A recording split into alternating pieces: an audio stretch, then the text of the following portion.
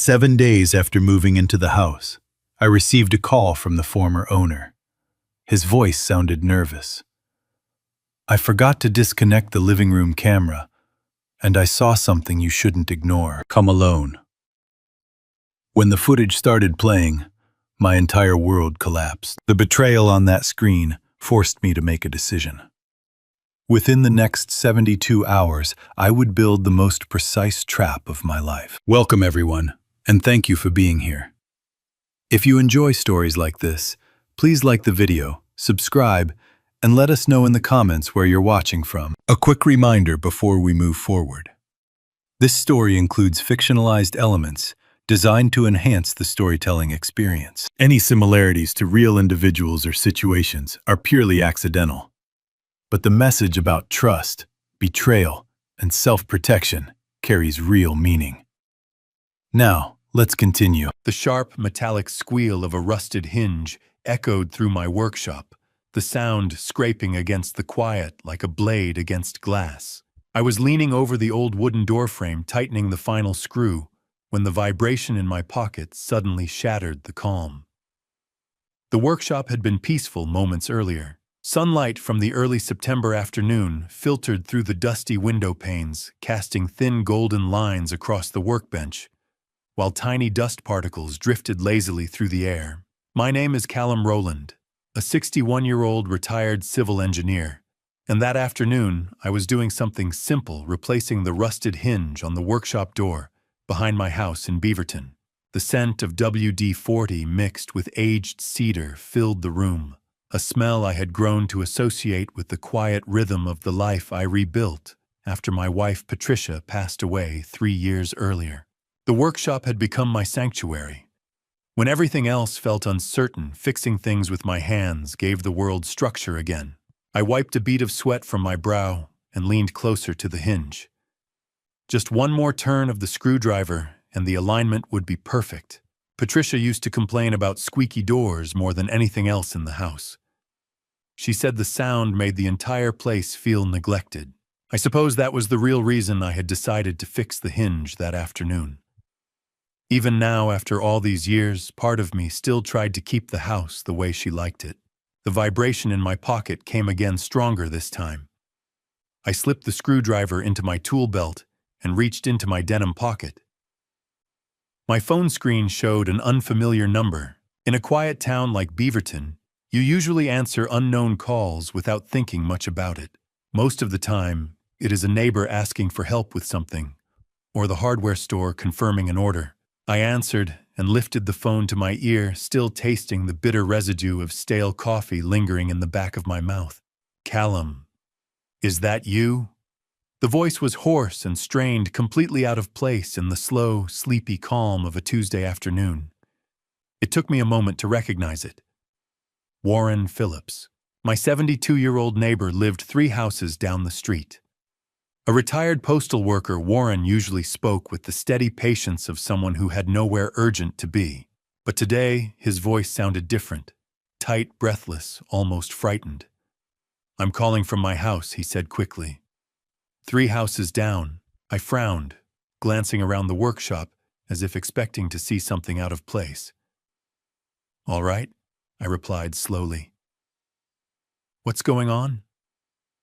There was a pause on the other end of the line, a heavy, uncomfortable silence. Then Warren exhaled sharply. "I made a mistake with the security system we installed in the spring," he said. "I forgot to disconnect the cloud account from my tablet." My stomach tightened. That system had been his idea when I traveled to Seattle for a consulting job earlier in the year. He had helped me install the cameras throughout the house so I could check in remotely while I was away. "I saw something on the living room feed while you were out." Warren continued, his voice barely above a whisper. For a moment, I didn't understand what he meant. Then the realization hit me. My neighbor had been able to see inside my house the entire time. I opened my mouth to ask why he had been watching, but the urgency in his voice cut me off before the question could leave my lips. "It involves your daughter, and Alistair." The words struck like a punch to the chest. Ilara and her husband had been at my house for dinner just 2 nights earlier. Nothing had seemed unusual. They laughed, Emma colored at the kitchen table, and Alistair talked about work the way he always did. Everything had appeared normal. Too normal. "What exactly did you see?" I asked, but Warren refused to explain over the phone. "It's not something I should say like this," he said quickly. "You need to come over here and see it yourself." Then his tone hardened. "And Callum, come alone." The next thing he said sent a cold chill through my spine. "Don't call Alara. Don't text her. Not until you watch the footage." My grip tightened around the phone. Alara had been the center of my world since Patricia died. She was the one person who had kept the house from feeling empty. Hearing Warren speak about her in that tense, careful voice made my stomach twist. "What did you see, Warren?" I demanded. But the line had already gone dead. I stood there in the silent workshop, the faint scent of cedar lingering in the air, staring at the dark screen of my phone. For the first time in years, the place that had always felt like my refuge suddenly felt unfamiliar. And somewhere deep in my chest, a slow, creeping dread began to grow. The engine of my truck roared to life with a harsh, violent growl that seemed to echo the sudden pounding in my chest. The sound cut through the quiet afternoon like a warning siren. I didn't bother putting away my tools or locking the workshop behind me. The urgency in Warren's voice had shattered the calm routine of my day so completely that the neat order of the woodshop no longer mattered. I slammed the truck into reverse and backed out of the driveway faster than I had in years, the tires chirping sharply against the asphalt as I turned the wheel toward the quieter edge of Beaverton. My mind refused to settle. Questions spiraled through my head faster than I could process them. Why had Warren waited until now to tell me he was still connected to my security system? More importantly, what could Alara and Alistair possibly be doing inside my house that would make a 72-year-old man sound as shaken as he had on the phone? Warren was not the kind of man who panicked easily. If he sounded frightened, there had to be a reason. I drove 3 streets over in less than 2 minutes, the familiar neighborhood blurring past my windshield. Warren's modest ranch-style house sat at the corner lot, exactly where it always had, though something about it looked more tired than usual. The faded blue siding had begun to peel in places, and the hedges that once framed the front yard had grown wild and uneven. It looked like the home of a man who had slowly stopped caring about appearances. I pulled into the gravel driveway, and the crunch of the stones beneath my tires sounded strangely loud in the still afternoon air, like bones snapping in the silence. I barely waited for the engine to settle before I pushed open the door and climbed out of the truck. Warren didn't even give me time to knock. The front door swung open just as I reached the porch steps. He stood there with one hand gripping the doorframe, his expression so strained that for a moment I barely recognized him. Deep lines carved into his face, and his eyes carried the exhausted look of someone who hadn't slept in days. He seemed older than he had only a week earlier, his shoulders sagging under a weight that wasn't visible, but was clearly there. At that moment, I understood something important. Warren Phillips wasn't just a curious neighbor who had stumbled onto something strange. The look in his eyes was the kind that comes from experience, the haunted awareness of someone who had already lived through betrayal once before. Without a word, he stepped aside and motioned for me to come in. The interior of his house was dim and quiet. He led me down a short hallway into a cramped den that smelled faintly of stale tobacco and old paper. The curtains were partially drawn, allowing only thin strips of gray afternoon light to filter through the room. The space felt heavy, as if the walls themselves had absorbed years of silence. Trust is a fragile thing. Like a sheet of glass, once it shatters, you can spend years trying to piece it back together, but the cracks never truly disappear. Warren gestured toward a chair across from his desk. "Sit," he said softly. But I remained standing. Every muscle in my body felt tight, coiled like a spring ready to snap. I didn't want comfort. I wanted answers. Warren took a slow breath before speaking again, his voice barely louder than a whisper.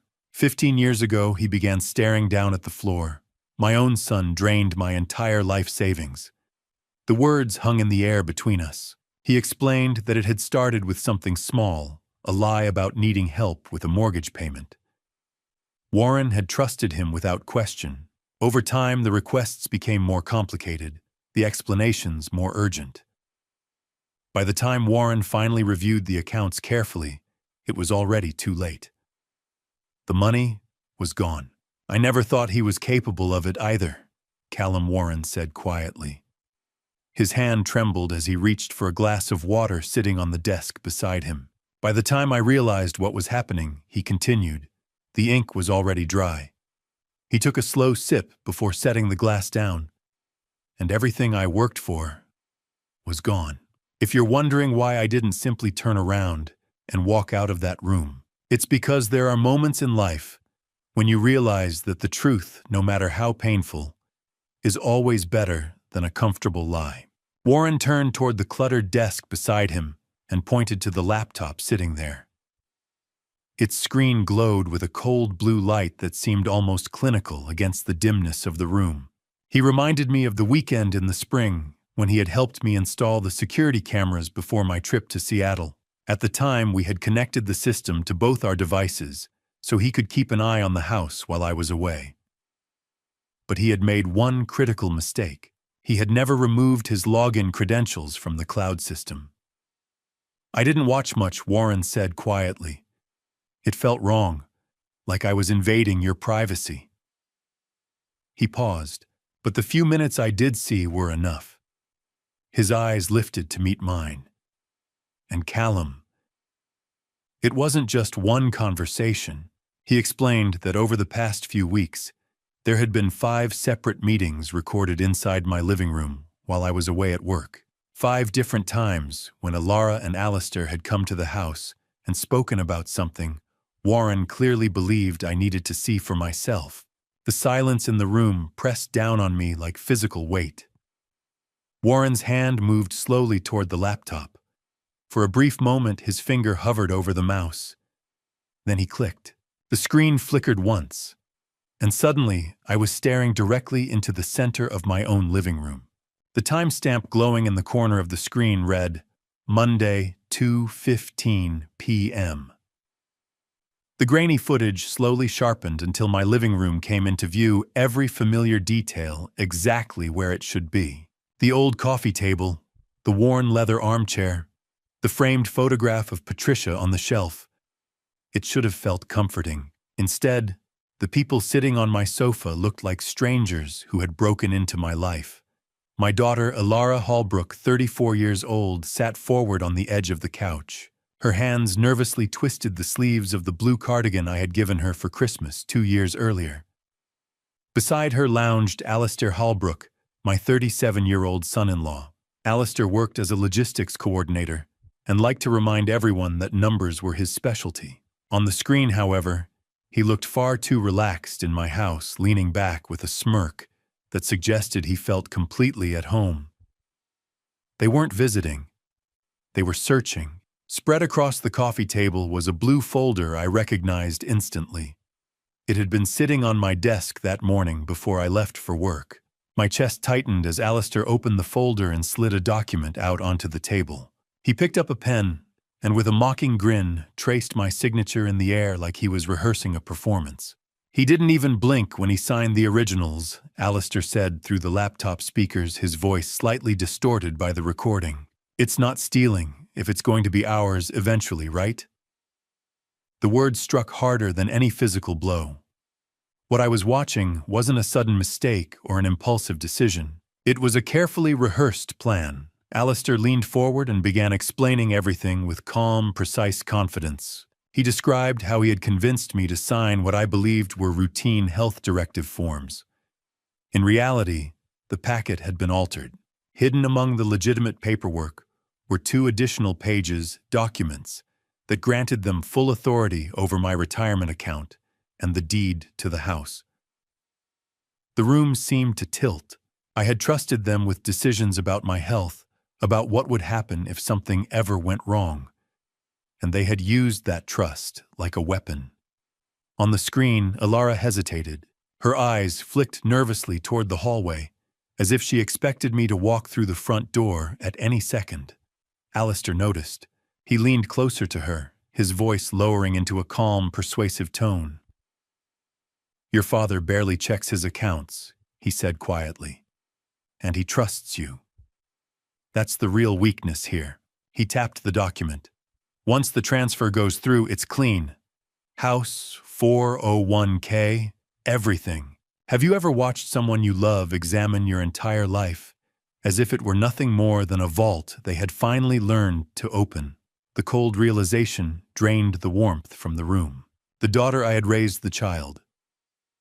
Patricia and I had sacrificed everything for now, sat beside a man who treated my entire career, 3 decades of engineering, every hour of work, as if it were nothing more than a winning lottery ticket. Warren suddenly paused the video. The screen froze on Alistair's smirk. When I looked at Warren, his expression carried a deep, quiet pity that made something inside my chest tighten painfully. "There are 5 more recordings," he said softly. He began transferring the files to my phone. Buzz. Then again. Buzz.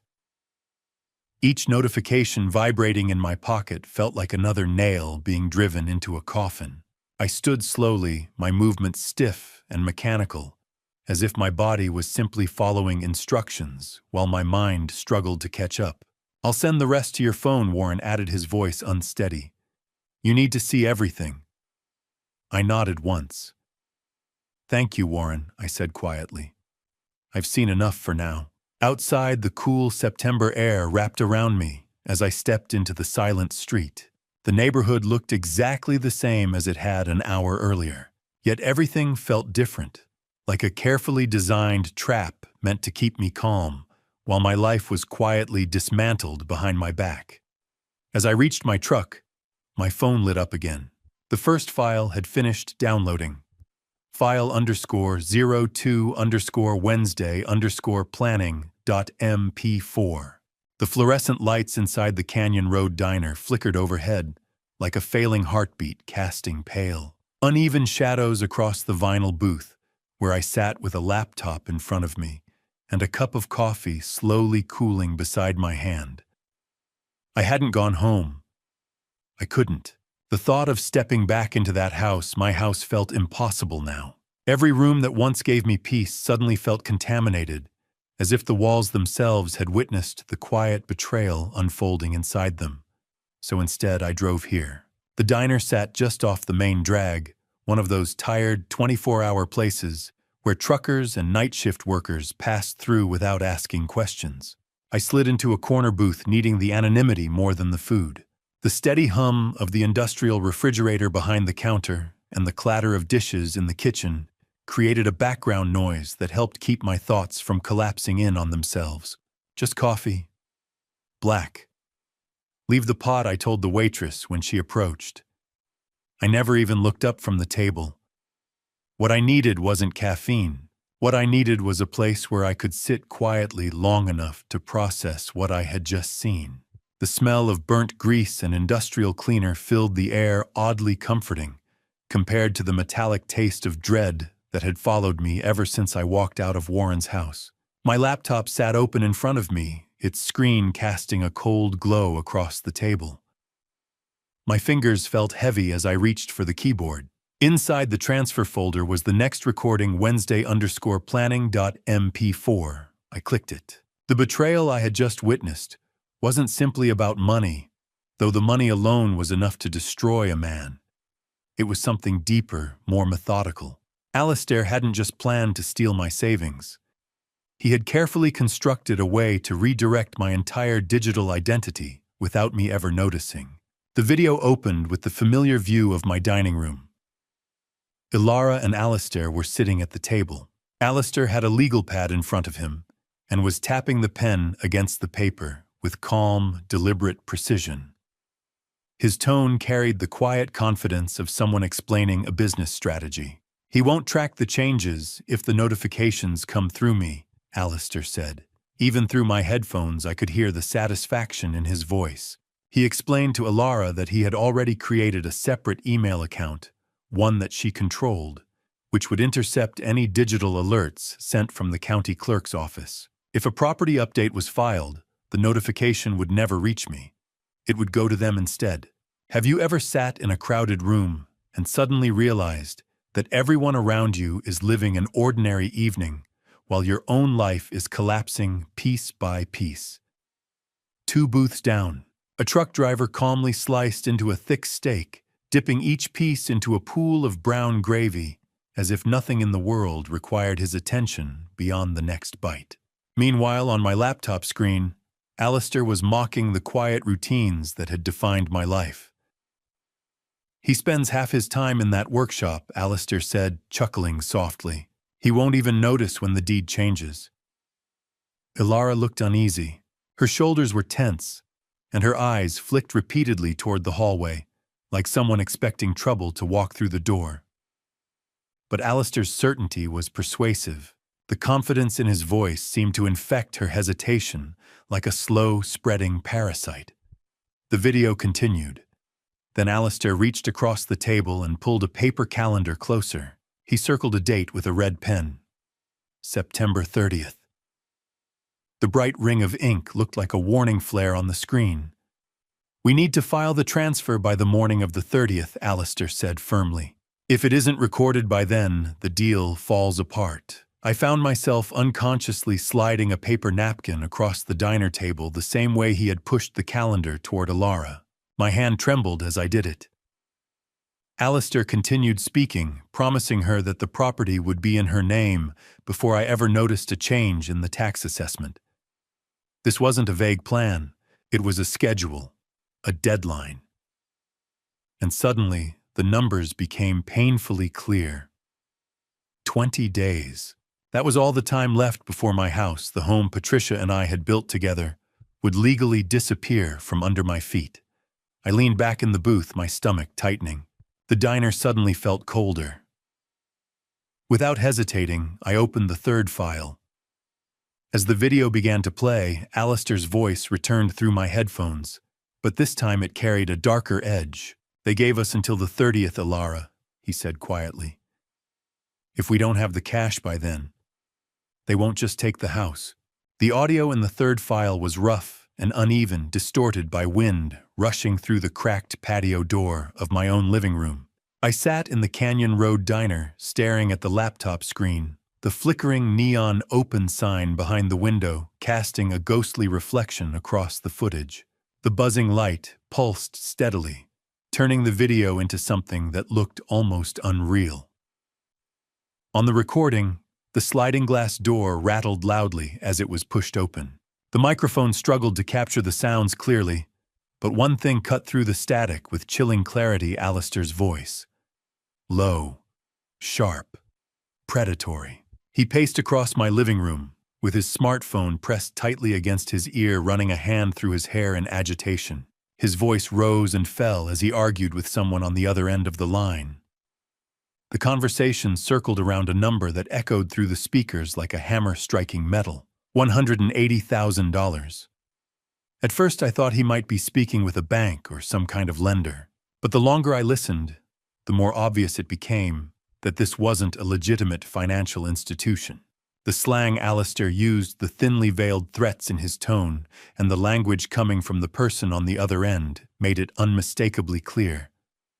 This was something else, an underground gambling ring. Alistair hadn't fallen into debt through a failed investment or a business mistake. The money had disappeared into something reckless and compulsive. The recording captured him, promising the unseen caller that the debt would be resolved soon.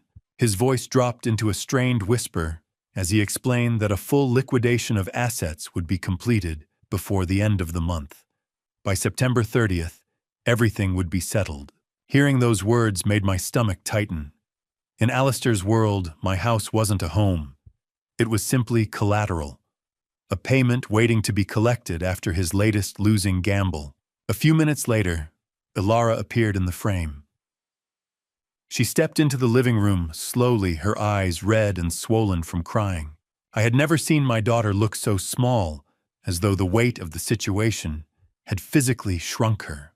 For a brief moment I felt something close to pity, but Alistair turned toward her immediately. The moment he saw her, the tension in his body sharpened. His movements became aggressive, his posture invasive as he closed the distance between them. He began explaining coldly and without hesitation that the people he owed were not patient men. Then he said something that made the blood drain from my face as I sat in that diner booth. If the transfer doesn't clear by the morning of the 30th. Alistair said, his voice flat, they're going to visit the school. He paused just long enough for the threat to settle. Then he said her name. Emma, my 5-year-old granddaughter. He described the school schedule, mentioning that children were outside during recess around 10:15 in the morning. The implication was unmistakable. He was using our granddaughter's safety as leverage, crushing whatever hesitation Ilara still had left. I closed my eyes for a moment. All I could see was Emma's bright smile as we planted roses together in the backyard the previous spring. Her tiny hands covered in soil, her laughter echoing across the garden as she insisted on watering the flowers herself. That memory felt impossibly clean compared to the ugliness on the screen. The thought of someone using her innocence as part of a negotiation made my stomach twist. A cold sweat formed across my palms as I gripped the edge of the diner table. Somewhere behind me, a waitress dropped a spoon onto the tiled floor. The metallic clatter rang through the room like a gunshot inside my skull. Alistair was gambling with his own child's safety to cover a $180,000 debt. I paused the video. My hands were shaking so badly, I nearly knocked over the untouched coffee sitting beside the laptop. The bitterness in my throat tasted almost metallic, like copper. In that moment, something inside me shifted. Alistair wasn't just a thief. He wasn't simply a liar manipulating paperwork. He was a man willing to sacrifice his own daughter to save himself. The part of my brain that had spent 40 years calculating structural integrity and stress tolerances finally kicked in. I had spent my life studying how buildings collapse, how small fractures grow until an entire structure fails. And now I could see the truth clearly. This wasn't just a financial problem. This was a complete structural failure of the family itself. A system so corrupted it could no longer be repaired. Demolition was the only solution. They weren't just stealing my house anymore. They were gambling with Emma's safety. And that was a debt I would never allow to be paid with my bloodline. I was about to close the laptop, my mind already racing through the beginnings of a counterstrike, when the screen chimed softly. The fourth file had finished downloading. Its thumbnail appeared on the screen.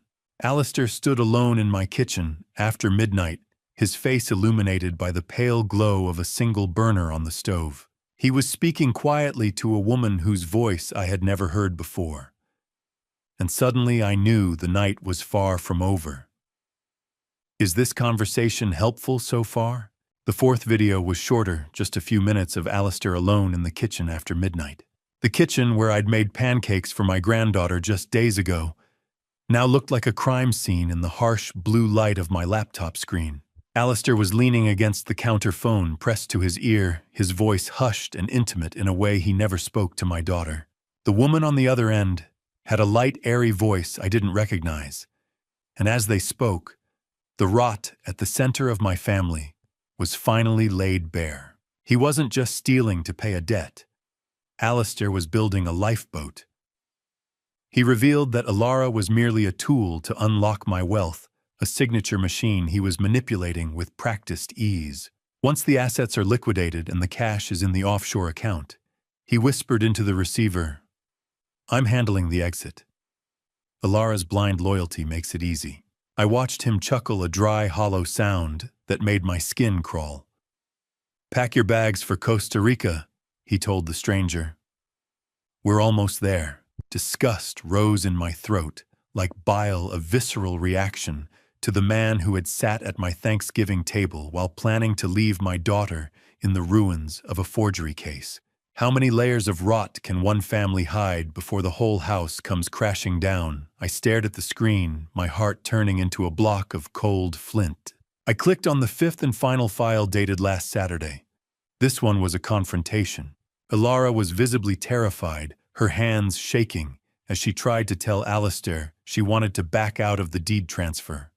She felt watched, she said. She felt the weight of the lie, but Alistair didn't offer comfort. He turned brutal. He stepped into her personal space, grabbing her upper arm with a grip that looked painful even through the grainy footage. Then he did the unthinkable. He began reciting Emma's exact school recess schedule at Hawthorne Elementary.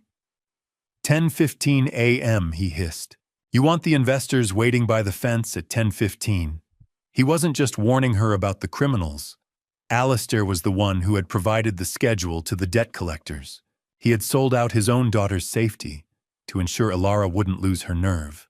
I watched my daughter's spirit visibly break on the screen as she slumped into a chair, her resistance replaced by a hollow, defeated compliance. Hawthorne Elementary, 10:15 a.m. He knew exactly where she'd be standing. The diner was nearly empty now. The only sound, the low hum of the industrial refrigerator, and the occasional tap of rain starting to hit the window pane. I closed the laptop, the silence of the booth feeling heavier than the noise of the city outside. I pulled out my yellow legal pad, the coarse paper feeling real and solid under my fingertips. I drew a single vertical line down the center, labeling the columns with the only two words that mattered now. Protect and punish. I am a civil engineer. I have spent my life understanding how things hold together, and more importantly, exactly how they fail. I know how to find the structural weakness in a man, and Alistair Holbrook was nothing but a series of fractures held together by ego. I realized that to save Emma, I had to be as methodical and ruthless as the man trying to destroy us. Protect the innocent first, I whispered to the empty diner. Deal with the guilty later. I walked out to the parking lot, the cool air sharp in my lungs. I started the engine and watched the dashboard clock flip to 1:32 a.m. By sunrise, the first pillar of Alistair's plan would be ready to fall. Wednesday morning arrived with the kind of gray Oregon mist that hides everything in plain sight. I poured my oatmeal into the same ceramic bowl Patricia had bought on our 20th anniversary. My hands so steady it felt like I was back at the firm, drafting blueprints for a bridge that was never meant to collapse. I follow my 6:15 a.m. routine with surgical precision, showering, making coffee, and stepping onto the porch to feed the neighbor's cat. Every movement is a calculated mask, to hide the fact that I spent the night cataloging my daughter's betrayal in a diner booth. The smell of cedar and morning rain drifts through the open window, a sharp, stinging clarity of light that makes the west slope look normal, but feel entirely hollow. Routine is a shield I have worn for years, but today it feels like armor. Patricia would have known something was wrong the moment I walked into the kitchen. She always saw through my stoic engineering facade. But she isn't here to warn me about the rot growing in our own bloodline. The morning call from Ilara wasn't just routine. As the phone chirped on the counter, I realized she was using the exact distraction tactics I'd heard her and Alistair discuss in the video. She wasn't just a passive bystander. She was an active, conscious participant in the timing of this theft. At exactly 10 a.m., the digital chirp of my smartphone broke the silence.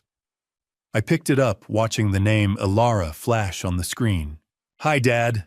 Just checking in." Her voice came through light and carefully pitched to sound like a concerned daughter. "How are you feeling today?" I responded with the exact amount of warmth she expected. My voice steady even as my mind replayed the footage of her twisting her cardigan while Alistair mapped out my ruin. "I'm fine, sweetheart," I told her. "Just working in the garden." "How is Emma?" Every word felt like a structural test. I realized that every inquiry into my health was actually a probe to see if her financial trap had been tripped yet. How do you band-aid a heart that's being shredded by the person you die to protect? I stood there clutching the cool, smooth ceramic of my bowl. listening to the rhythmic tap of the coffee maker, as my daughter lied to me with the same ease she used to tell me she'd finished her homework 25 years ago. Her voice was like a well-polished mirror, bright and clear, but only reflecting what I was supposed to see, hiding the dark silver backing where the lies were etched. Ilara mentioned they would stop by tomorrow afternoon. Alistair wants to help you with that fence, she added. I agreed readily, maintaining the docile senior persona they've assigned to me. I'd like that, I said. I'll make sure to have some tea ready. But I knew better. Alistair's offer to fix the fence was a ruse to get me out of the house, a way to ensure I was occupied in the yard, while they searched my office for my original non-forged identity documents. They needed the real papers to make the fake ones stick. As soon as the line went dead, the warmth left my face like a sunset behind a storm wall. The facade was for them, but the action was for me. I grabbed my keys, the metal cold against my palm. I pulled out of the driveway, but I wasn't heading to the hardware store for fence supplies. I was heading to a place where I could find a very different kind of specialist. The sliding glass doors of the Beaverton Library hissed shut behind me, sealing out the damp Oregon morning and leaving me in a silence that felt heavy with the secrets I was about to dig up. I walked past the front desk, with a stiff nod, seeking out a back corner computer terminal, where the stacks would shield me from any inquisitive eyes.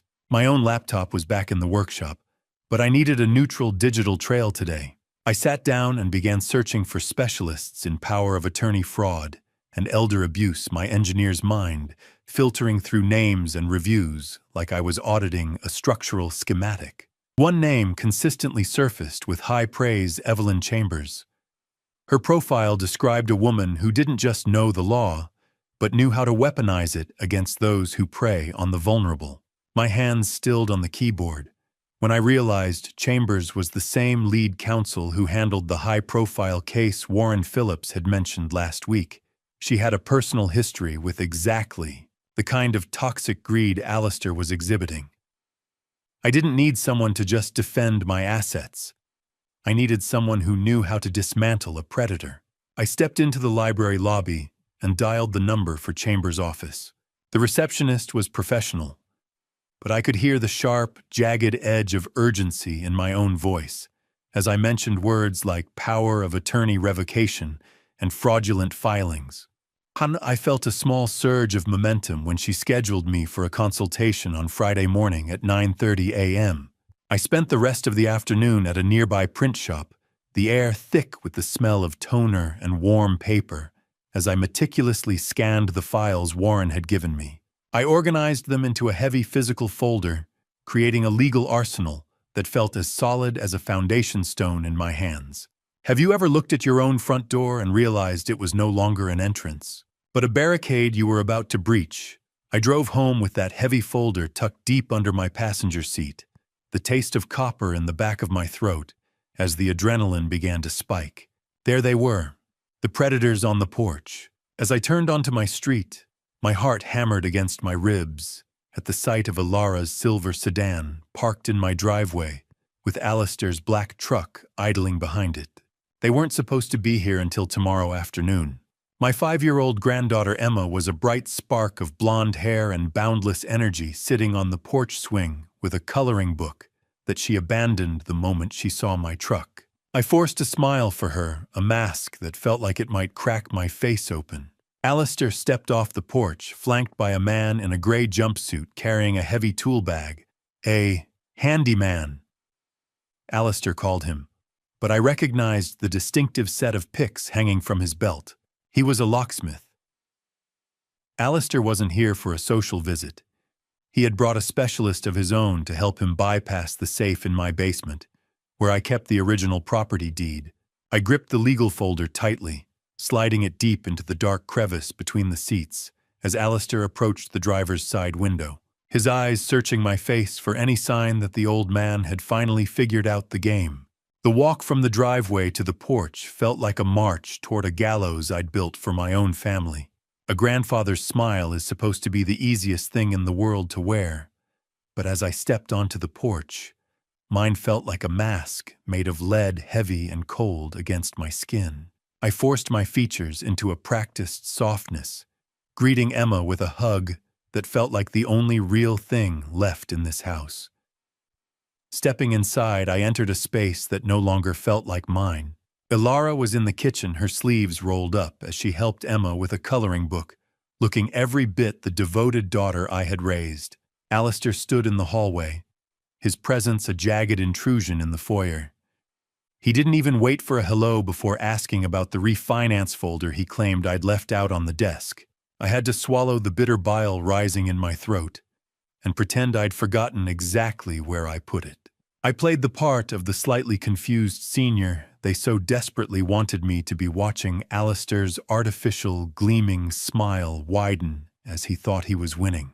During a brief moment over the counter, Ilara made a strange slip of the tongue, mentioning a Costa Rica travel brochure she'd seen. It was a chilling revelation.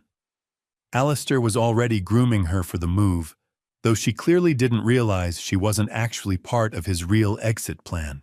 We eventually sat down to a dinner of takeout Thai food, the air thick with the smell of spicy ginger and soy that couldn't mask the unspoken lies.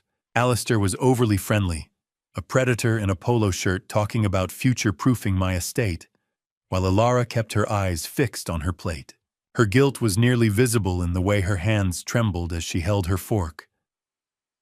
I watched Emma eat her innocence, the only thing keeping me from flipping the table and shouting the truth. Every laugh from Alistair felt like a physical blow to my chest, a reminder of the mistress and the gambling debt he was hiding behind this domestic farce. Have you ever looked at the face of your own child and seen a stranger looking back, counting the days until you're out of the way? I felt a nausea that no amount of tea could wash away. Alistair leaned in, insisting we finalize the deed update next week for my own protection. I nodded, playing the docile fool. "You're right, Alistair," I said. "Safety first. That's what I always say." Tick, tick, tick. The wall clock wasn't just measuring time. It was counting down to a collision. Long after they'd left, I lay in my bed, staring at the ceiling, the silence of the house louder than the dinner conversation. The shadows in the corner of the room seemed to shift, like the fraudulent clauses Alistair had inserted into my life. I realized I had 48 hours until I met Evelyn Chambers. That was 48 hours of looking my daughter in the eye and pretending I didn't know she was helping a man who intended to discard her like trash. The rough texture of the bedsheets felt like sandpaper as I twisted in the dark. I stood up to get water and noticed the workshop door slightly ajar. My heart stopped. I checked the logs later. Alistair hadn't just stopped by early. He'd gone into the workshop while I was busy at the table and took photos of my personal ledger, looking for the account numbers to bypass my remaining security. I closed my eyes, but the last thing I saw wasn't sleep. It was the red light on the workshop security panel blinking like a warning I was finally ready to heed. The morning sun had felt almost cruel that day, shining far too brightly over a house filled with secrets. By afternoon, however, the familiar gray clouds of Oregon had rolled back across the sky, draping Beaverton in a cool mist that seemed to match the heaviness in my chest. In the backyard garden, Emma's laughter cut through the quiet, like a silver bell, bright and innocent. The sound was so pure, it made the weight of the lies sitting in my pocket feel unbearable. We stood among the rows of tomato plants Patricia had planted years before she became ill. The garden had always been her sanctuary, and somehow it had become mine after she was gone. Watching Emma move carefully between the vines felt like watching Patricia's memory come to life again.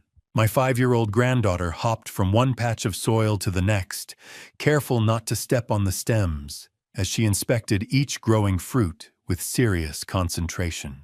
I knelt down in the dirt beside the plants, letting the damp earth stain my jeans and work its way beneath my fingernails. The simple grounding feeling of soil in my hands was the only thing keeping me steady in that moment. "Look, Grandpa, the tomatoes are getting bigger," Emma called excitedly. Her voice carried the kind of wonder adults often forget exists. "They sure are," I replied, wiping a cool spray of water from the garden hose off my cheek. Just like you. Emma leaned closer to one of the vines, studying the bright green tomatoes, as if they were treasures slowly forming before her eyes. As we moved through the rows together, she suddenly leaned toward me, lowering her voice the way children do when they believe they are sharing an important secret. "Daddy said I'm going on a long airplane trip soon," she whispered. My heart stopped. The words confirmed the fear that had been forming quietly in the back of my mind. Alistair wasn't just planning a financial escape. He was preparing to take Emma with him. The image of a suitcase packed with a child's life flashed across my thoughts, and the idea that Alara might not even be part of that plan made my stomach twist. Innocence is fragile, like the first thin frost on a greenhouse window.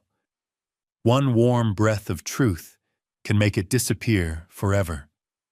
Emma reached out and gently touched one of the ripening tomatoes. "Grandpa," she asked softly, "when I grow up, will you teach me how to build things?" The question struck deeper than she could possibly understand. Years ago, I had made the same promise to a young Alara. Somewhere between then and now, that promise had been broken. "I'll teach you everything I know, sweetheart," I said quietly. My voice felt thick with emotion. As I spoke, I looked up and noticed Alara standing on the patio. She watched us silently, her expression unreadable from where I knelt in the soil. In that moment, I understood something important. I wasn't just fighting for a house or a bank account anymore. I was fighting for the version of Alara that Emma still believed in. Part of me wanted to stand up and warn her to tell my daughter that the man she trusted was quietly tracking her every move. But I couldn't break the illusion yet. The mask had to stay in place. So I remained in the dirt, caught between the loving grandfather Emma believed me to be and the quiet strategist I was becoming in order to protect her. The spell of the garden broke when Alara finally called out, "Come on, Emma, we need to get home."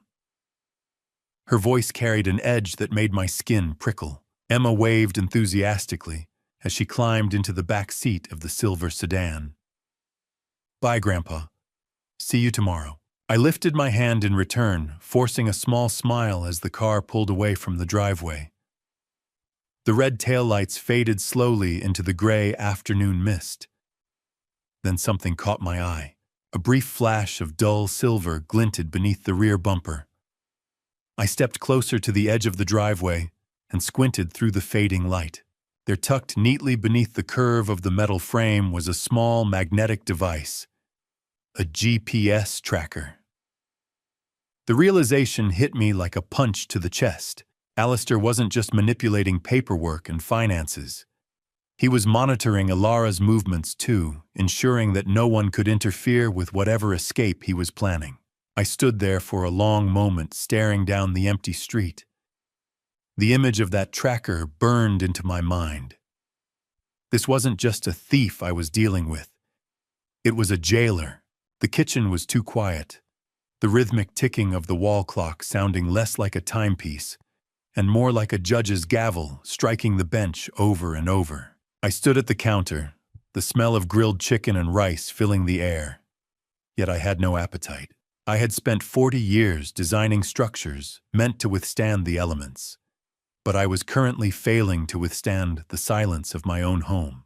The dining table felt like a vast, empty continent, with Patricia's chair at the head and Alara's childhood spot to my left, both vacant. I sat in the dim light, realizing that in the years since I lost Patricia, I'd grown used to the quiet, but tonight the silence had a jagged, heavy edge that made my skin crawl. "It's just dinner, Callum," I whispered to the empty room. "Eat," but the food tasted like ash.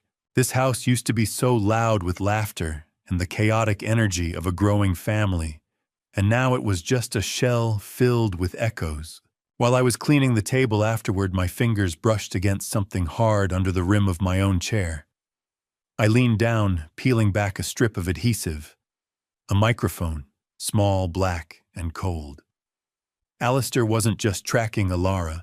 He was listening to my private moments. How many years of trust does it take to build a life? And how many seconds of greed does it take to tear it down? I held the bug in my palm, the metallic intrusion making me feel physically ill. Alistair Halbrook was a cancer, and my daughter was merely infected. I walked to the pantry door, my thumb tracing the rough texture of the growth chart notches carved into the wood. I wondered when Alara stopped being the girl who cried over a scraped knee and became the woman who could help forge a signature. Did I fail her? Or did I just stop paying attention while I was busy being the provider? The guilt was a heavy weight, but then I remembered the way Alistair had weaponized Emma's school schedule. The self-doubt evaporated, replaced by a cold, protective fire that burned away the last of my hesitation. A microphone in my own home. The intrusion was total, but so was my response. I didn't smash the device. I simply put it back. If Alistair wanted to listen, I would give him exactly what I wanted him to hear, nothing but the sounds of an old man going to bed early. I moved to the den with mechanical precision, closing the door softly. I began to finalize the documents for tomorrow's meeting with Evelyn Chambers. I organized the bank statements, the forged power of attorney copy Warren gave me, and my own original documents into a neat, high-tensile stack. I am no longer just a father or a grandfather. I am an engineer building a fortress that no gambler or thief can breach. Everything was in its place, just like a blueprint. As I prepared the folder, I realized Alistair's biggest tactical error, the original deed he was so desperate to find, was never in this house. Years ago, as part of my own engineer's redundancy plan, I had moved it to a secure safety deposit box. Tomorrow, the doors lock. I set the folder on the nightstand and turned off the lamp, but as the darkness swallowed the room, I knew that Alistair's biggest mistake wasn't the theft, it was underestimating a man who had nothing left to lose but the truth. Task 4.3. Friday morning, September 20th arrived with a sky the color of cold steel. I pulled the heavy brass handle of the law office door at exactly 9:15 a.m., the cold September air biting at my heels, as if trying to pull me back into the comfort of my own ignorance. I was met with the faint, dignified scent of old paper and expensive coffee that seemed to cling to the dark wood of the reception desk. Within minutes, I was ushered into the inner sanctum to meet Evelyn Chambers, a 56-year-old attorney specializing in elder law, who sat behind a desk as clean and sharp as her intellect, her eyes possessing the clinical depth of a master inspector. I didn't waste time with pleasantries. I simply placed the organized folder on the mahogany surface between us. As an engineer, I presented the facts as a series of load-bearing failures in my family's foundation. "I need a legal bulkhead, Miss Chambers," I said. "Something Alistair Halbrook cannot bypass." She looked at me for a long moment before opening the file. "Tell me everything, Mr. Rowland," she replied with a voice that was both firm and inviting. "Don't leave out the parts that hurt." Evelyn revealed something almost immediately. The notary who supposedly witnessed the forged power of attorney was a known associate of a local shady lender. This confirmed that Alistair had already entangled my life with a criminal network. Evelyn reviewed the documents with a clinical intensity, her finger stopping on specific clauses Alistair had inserted into the text. She explained that while the health directive was what I had intended to sign, the filed version granted broad financial authority that bordered on total guardianship. This clause here, she noted, tracing a line on the paper. "It grants broad financial authority." "Did you intend that?" My jaw tightened. "No, I intended to protect my health, not lose my home." Her calm voice provided a stabilizing contrast to the quiet rage I had been fueling all week. Have you ever felt the exact moment the tide turns? It doesn't happen with a roar. It happens in the silence between heartbeats. I felt the weight of the last few days begin to shift as Evelyn outlined our counteroffensive. She was a master of the legal structure, identifying every weak point Alistair had tried to exploit. We weren't just reacting anymore. We were preparing to demolish his carefully constructed lies. Click. The sound of a door locking from the inside. His power was gone. Evelyn's assistant brought in the fresh revocation papers, and I signed them with a hand that didn't tremble, the black ink feeling like a seal on a containment vessel. The notary's stamp hit the paper with a sharp metallic click that echoed in the quiet room, a sound of absolute finality. Evelyn promised that by noon, every major bank and the county recorder would have electronic notice that the Halbrook Power was dead. "It's done," she said, leaning back. "You've officially taken back the keys to your life." I looked at the drying ink, a grim satisfaction settling over me. "Good," I replied. "Now I want to see how he tries to open the locks." As I rose to leave, Evelyn informed me that she had already flagged my social security number for potential identity theft. She discovered that Alistair had attempted to open a new credit line in my name just 48 hours prior. I walked out of that office and headed straight for the bank, checking my watch. As the digital numbers flipped to 11 a.m., the countdown to Alistair's collapse had officially begun. The bank lobby was a tomb of glass and marble, and I was there to bury Alistair's access to my life savings once and for all. I stepped into the clinical, sterile-smelling air of First National Bank, with a jaw set like concrete. The bank lobby was busy, but for me everything else had faded into a blurred background of ticking clocks and shuffling papers.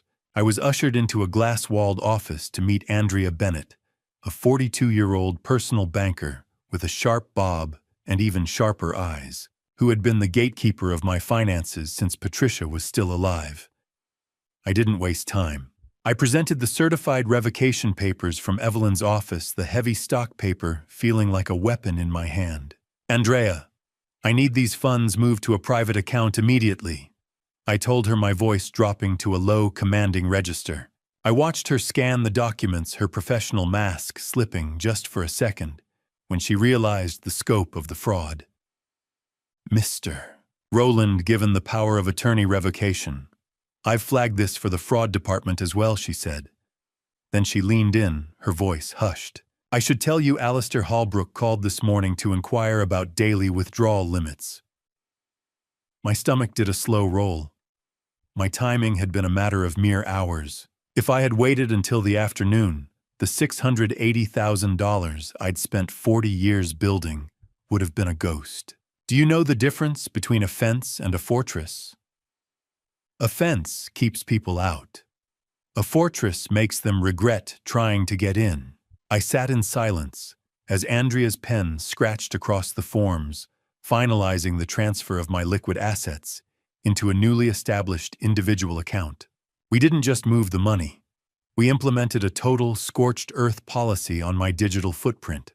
We changed every password, recovery email, and security question, implementing dual-factor authentication that required my physical signature in person for any transaction over $5,000.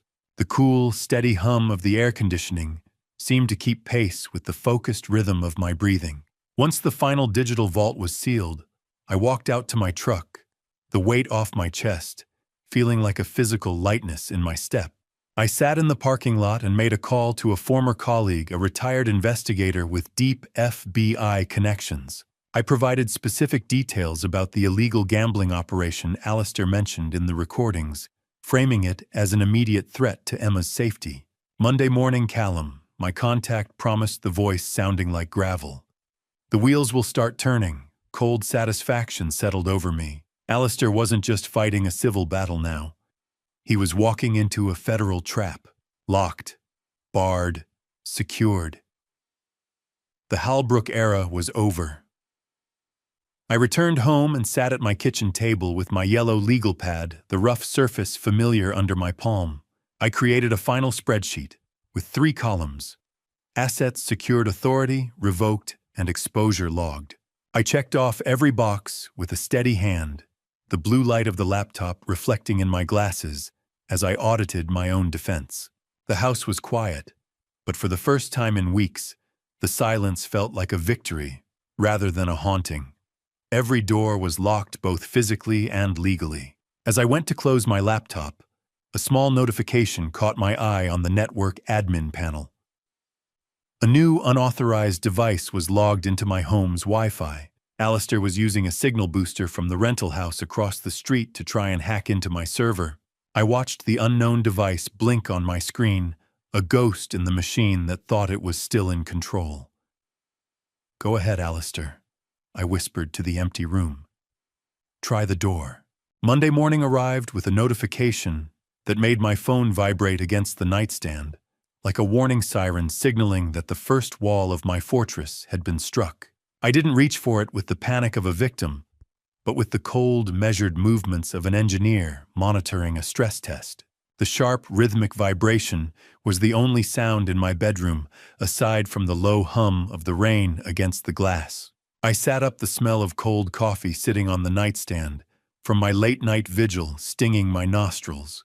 The automated alert from my bank was precise and attempted login, using my credentials from an unrecognized IP address in Southeast Beaverton. I didn't need to guess who it was.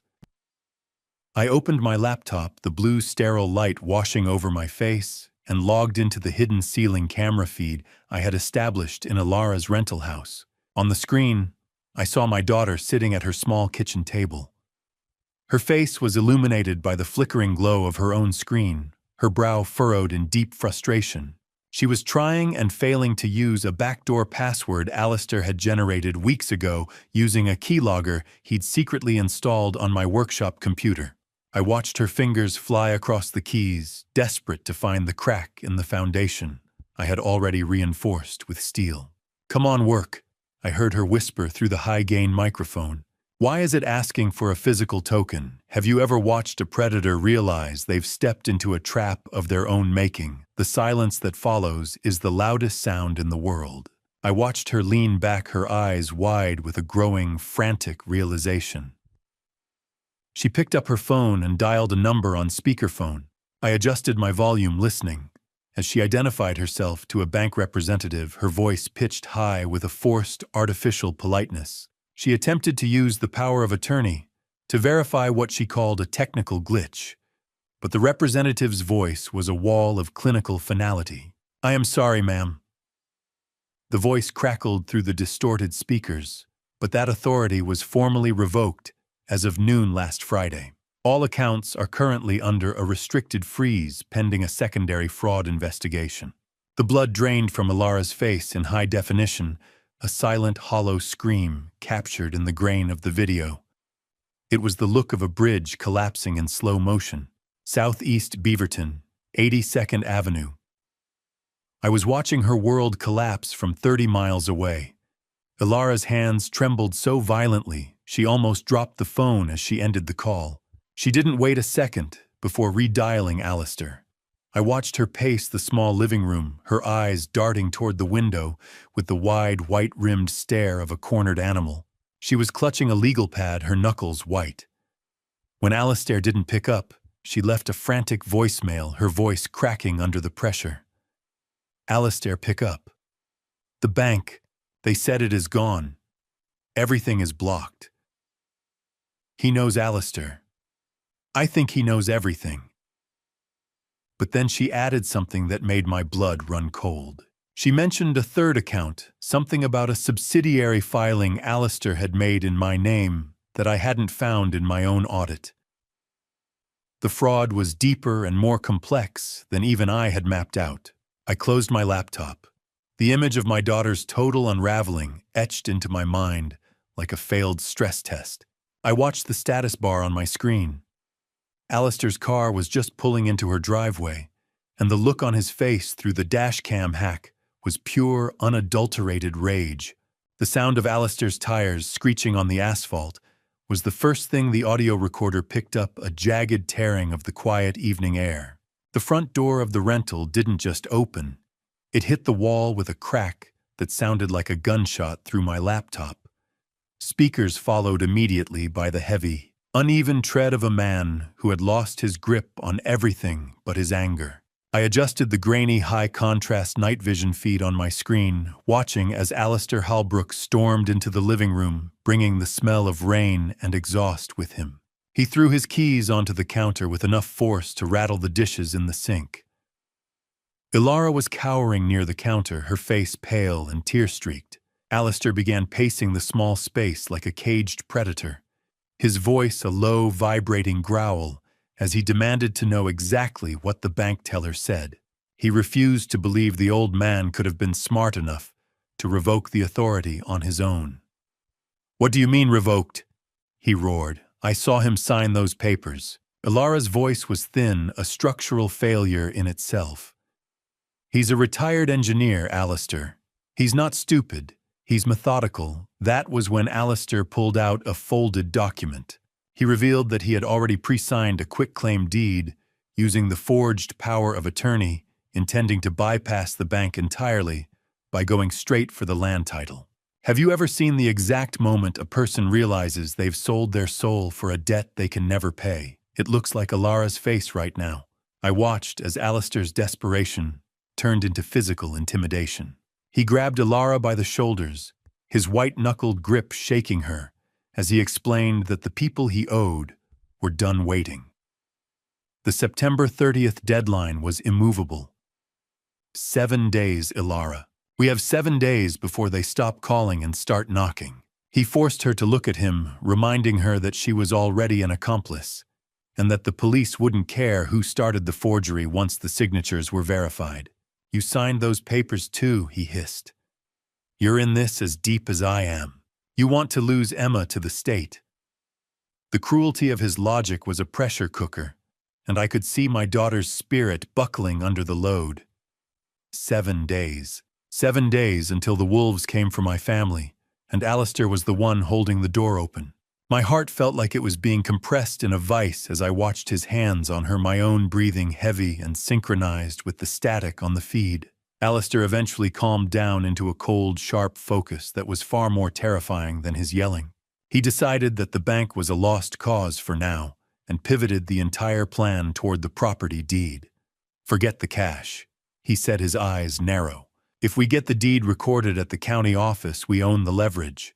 He instructed Ilara to have the paperwork ready for the morning, claiming the land title office wouldn't have the revocation update for another 48 hours. Tomorrow morning, the county office. "Be ready." I watched as he slammed out of the house, but the audio stayed live as he reached his truck. He made a muffled phone call to his mistress, revealing that he planned to cut the wait, meaning Ilara, as soon as the deed was filed. The bastard had no loyalty, even as the ship was sinking. He left Ilara collapsed in a chair, sobbing into her hands. I watched her reach for her phone, her fingers hovering over my contact name for a long, agonizing minute before she slowly put the device face down on the table and let out a sob that broke my heart all over again. Tuesday morning arrived with a stillness that felt like the intake of breath before a scream, and through the pinhole lens of the ceiling camera, I watched my son-in-law become a monster. I sat in my workshop surrounded by the scent of cedar and oil, but my mind was miles away in Ilara's rental. Alistair was pacing the small living room, like a caged predator, his movements jagged and aggressive. He was berating Ilara for her hesitation, insisting that they file the deed transfer at the county office today before I could block it. His desperation was palpable.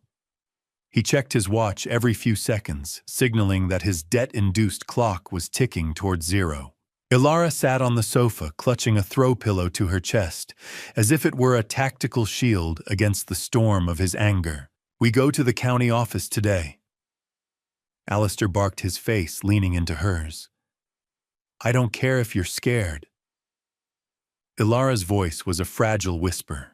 "What if Dad knows Alistair? What if he is waiting for us?" Alistair let out a jagged sound that was supposed to be a laugh. "He's an old man, Ilara. He's probably just confused by the new bank app." Then Alistair dropped the mask entirely. He admitted that he had personally walked the loan sharks past Emma's school to show them the target, proving his betrayal was an active choice, not a desperate reaction. Have you ever heard the sound of a mother's soul being traded for a lie? It's a silence so deep it swallows the room. Alistair snapped, grabbing Ilara's arm with a white-knuckled grip and pulling her toward him. He dropped the cold final threat. The loan sharks knew Emma's exact recess time at Hawthorne Elementary, 10:15 a.m. He told her that if they didn't deliver the deed as collateral today, Those criminals would make an example of our 5-year-old by the playground fence. I felt a sour, sharp scent of fear, my own or hers, I couldn't tell, drift through the mental image of the screen. I watched my daughter collapse into total defeat, her spirit breaking, as she realized her own husband had weaponized their child's safety. "You said you would leave her out of this," she sobbed, her body shaking under the load of his coercion. "You promised." Alistair didn't flinch. "Promises don't pay debts, Ilara. Only deeds do." He let go of her arm, leaving red marks on her skin that burned into my retinas. 9 a.m. That was the time they set for the end of my life. I decided it would be the start of theirs. Ilara nodded slowly, her face a mask of hollow grief as she agreed to meet him at the county office tomorrow morning to finalize the filing. Alistair smoothed his shirt with a chilling return to composure, as if he hadn't just threatened a child. "Good girl," he said, his voice returning to that artificial, oily warmth. "Just act like nothing is wrong when the old man calls." As he headed for the door, he instructed her to bring the notarized backup, revealing a second set of forged documents I hadn't accounted for in my initial audit. I felt a cold, mechanical click in my chest as I closed the laptop lid. The silence of my workshop now felt like a command center. They expect to meet a clerk tomorrow. They are going to meet the truth. I reached for my phone and dialed Evelyn Chambers, my voice a whisper that carried the weight of a funeral. "It's happening tomorrow, Evelyn. We need to be ready by 9. The phone call to Evelyn was brief, the kind of conversation men have when there are no words left to waste, and the only thing remaining is the cold, hard geometry of a trap. I stood in my workshop, the smell of cold iron and motor oil clinging to my flannel shirt, feeling the strategic weight of the next 24 hours. I relayed the updated timeline to Evelyn Chambers, informing her that Alistair and Ilara intended to file the forged deed at the county office tomorrow morning at 9. I explained that Alistair had doubled down, weaponizing Emma's safety to force Ilara's hand. Evelyn's voice remained a pillar of professional ice over the line. She informed me that simply blocking the deed at the county level wasn't enough to stop Alistair's criminal associates. To trigger an immediate state-level asset freeze and provide the protection we needed, we required a formal in-person service of process. "We won't just block them, Callum," she said. "We will serve them in the act." She agreed to coordinate with a civil process server to meet me at Ilara's rental house instead of the courthouse. We weren't just stopping a theft. We were turning their moment of victory into a formal ambush. I sat at my workbench and opened my tablet, the smooth screen glowing with the raw data of my family's betrayal. I didn't need the images of their faces anymore. The scratchy recorded voices were enough to dismantle Alistair's house of cards. I began the methodical process of cueing specific clips, my fingers moving with the precision I used to apply to bridge schematics. I selected the recording where Alistair mocked Ilara's blind loyalty while planning to abandon her for Costa Rica. Then I cued the chilling moment where he detailed Emma's school recess schedule. "This isn't just evidence," I whispered to the empty workshop. "It's a mirror." I tested the volume levels, ensuring the audio was clear enough to pierce through any lie Alistair might try to tell. "Have you ever held the power to destroy a man's life in the palm of your hand?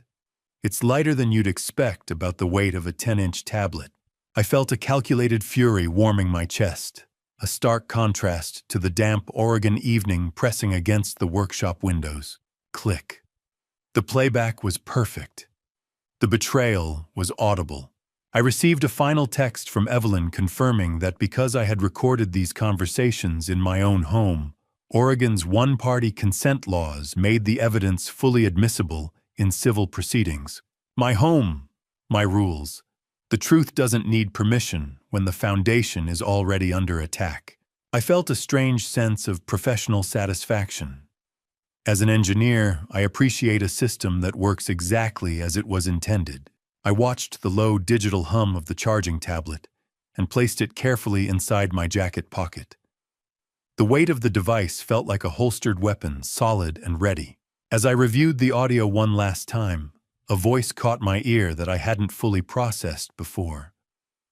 The woman Alistair was speaking to, the mistress he intended to flee with, wasn't a stranger.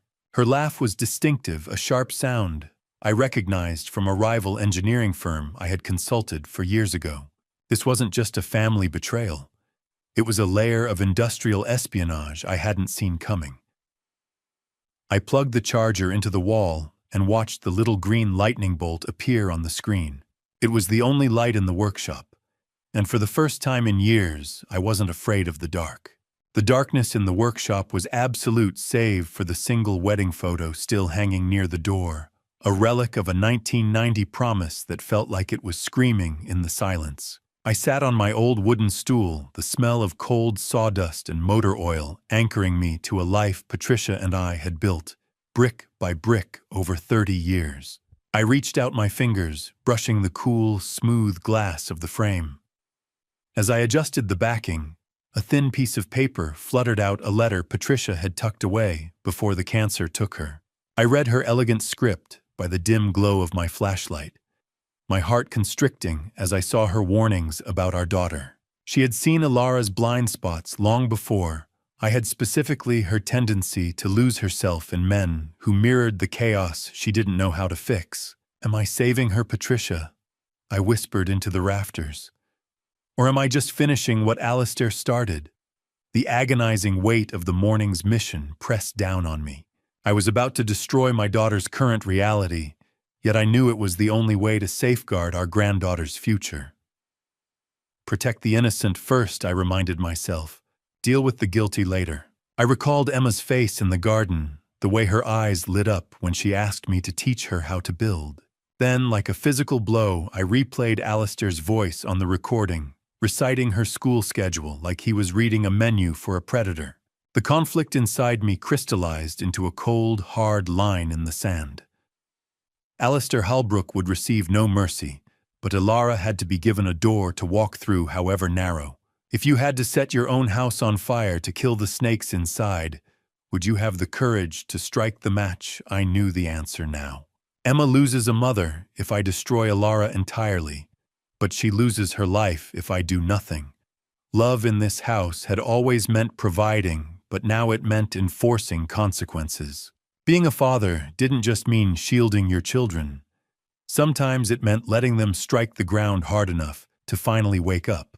I felt a determined moral clarity wash over me, replacing the soul-searching agony that had kept me paralyzed since the first phone call from Warren. Silence. Then the click of the latch. The decision was made. I stood up and walked to the small wall calendar where I used to track bridge project deadlines and concrete pours. I didn't see engineering dates anymore. I saw the geometry of a life-saving operation.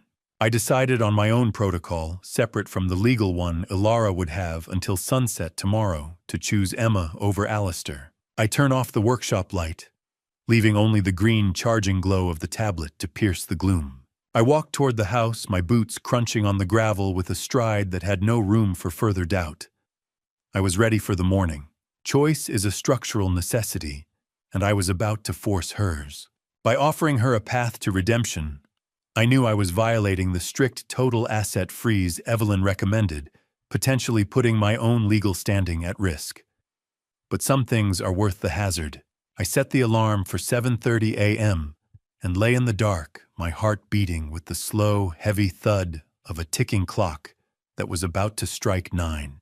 Wednesday morning arrived with the clinical chill of an operating room, and as I buttoned my gray shirt, I felt less like a father and more like a surgeon about to excise a tumor. I followed my routine with robotic precision, brewing coffee, charring a single slice of toast, and feeding the neighbor's cat. These mundane acts steadied my hands, though I found myself checking my watch every 5 minutes, as if I were timing a detonation. At 8:30 a.m., I pulled out of my driveway, heading toward the Southeast 82nd Avenue rental. The commute felt like a funeral procession for the life I used to know. I parked a block away on a side street, blending my truck into the long shadows of a large oak tree to wait for the legal team. I realized that Officer Walsh wasn't just here to serve papers. He had been fully briefed on the Costa Rica threat, and was prepared to initiate an emergency welfare check on Emma the moment that door opened. I sat in the cab, gripping the steering wheel until my knuckles matched the color of the gray sky. Routine can steady the mind, I whispered to my reflection in the rearview mirror. Steady, Callum. Just 10 more minutes. At 8:55 a.m., Evelyn Chambers' silver sedan pulled up behind me, followed immediately by Officer Walsh in his marked cruiser.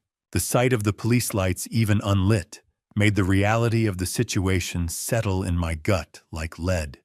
We didn't speak as we stepped onto the pavement. We exchanged a single grim nod. I looked through the front window of the rental from my vantage point and saw Alara pacing the living room in that blue cardigan I'd given her. Alistair was there too, adjusting his silk tie in the mirror, looking every bit the confident businessman. They thought they were heading to a courthouse to finalize a theft that would secure their future. They had no idea the courthouse was currently standing on their sidewalk. Have you ever stood on the precipice of a disaster and realized you were the one who engineered the crash? It's a terrifying kind of peace, knowing that the structural failure is finally out of your hands and into the laws. Before I uncover the truth behind those signatures, let me ask you something. Comment A if Alara deserves another chance, or B if she should face the same fallout as Alistair, and share your reason. Please remember, some upcoming details are dramatized for storytelling. We walked toward the front door as a unit. Evelyn and Officer Walsh led the way while I stayed 10 steps behind my hand, resting on the heavy weight of the tablet in my jacket pocket. The morning air was damp, smelling of wet pavement and dormant earth. As we reached the steps, I noticed an unfamiliar black SUV parked 2 houses down, with its engine idling.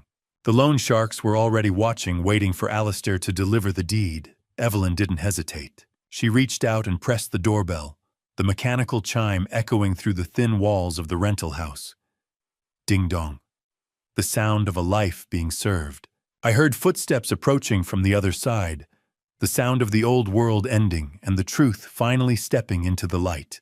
The lock clicked, the handle turned, and the door swung open to reveal my daughter's face, a face that was about to lose its last shred of certainty. Alara blinked her eyes, darting from Evelyn's sharp leather briefcase to the silver badge gleaming on Officer Walsh's chest, the color draining from her lips, as if I'd just reached out and physically pulled the life from her. She stood frozen in the doorway, her hands still clutching the blue cardigan I gave her last Christmas, a garment that now looked like a shroud. I stepped forward into her line of sight, and the confusion on her face curdled into a raw, naked fear that made my own stomach twist.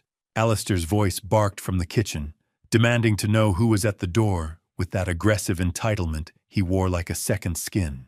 He rounded the corner, briefcase in hand, ready to head to the courthouse with the forged documents that would have ended my life as I knew it. But he stopped mid-sentence, his boots skidding slightly on the hardwood as he saw the uniform and the clinical cold focus in my eyes. We arrived at the exact minute the predators were preparing to leave their den. "Then what are you doing here?" "Who are these people?" Alara asked, her voice a thin, structural failure. "We're coming in, Alara," I said, my voice as steady as a concrete pour. "We have things to discuss that can't wait for the courthouse." We filed into the small living room, the space instantly feeling cramped and clinical. The air smelled of wet wool from the morning mist we'd brought in with us. Evelyn Chambers took the lead, her presence commanding and no nonsense, as she cleared a space on the cluttered coffee table, sweeping aside a stack of glossy travel brochures for Costa Rica. Alistair tried to project a blustering confidence, standing with his chest out and his chin tilted up. "This is a private residence. You can't just barge in here," he shouted, his face flushing. Evelyn didn't even look up from her briefcase. "Actually, Mr. Halbrook, we are here to ensure that your private business remains within the boundaries of the law," she replied. Have you ever felt the air in a room turn to liquid? Heavy, impossible to breathe, and tasting of copper. That was the atmosphere in that living room as Alistair's eyes began darting toward the back door, measuring the distance for an escape that Officer Walsh was already blocking with his large, silent frame. The authority in the room had shifted entirely, and Alistair knew it. Snap. The briefcase opened. The trap closed. Evelyn pulled out a thick, structured folder with a crisp, professional finality. She began reciting the formal notice, her voice steady and echoing against the thin walls of the rental. Mrs. Halbrook, you are being formally served notice of revocation of power of attorney and an immediate freeze on all assets pending a fraud investigation. I watched my daughter's hands shake as Officer Walsh extended the heavy legal envelope toward her. It's just paper, Alara, I whispered. Don't look at it like that. But we all knew it was more than paper. It was a concrete block crushing the lies they had built. Evelyn then delivered the final blow, informing Alara that the freeze extended to her personal checking account, the one where she was hiding the $10,000 down payment Alistair had given her to stay quiet. Alara collapsed onto the sofa as the realization set in that her own safety net had been shredded. Alistair stepped forward, his jaw tight, and his face flushing a dangerous shade of red. This is ridiculous. He spat, his heavy breathing the only sound in the room. What exactly are you talking about? I didn't answer Alistair with words. Instead, I reached into my jacket and pulled out the tablet, the screen glowing like a digital executioner's blade in the dim light of their living room. Alistair's jaw tightened, his eyes darting between me and the folder Evelyn had just produced. He was still trying to find the oxygen in the room, his chest heaving as he prepared another volley of aggressive bluster.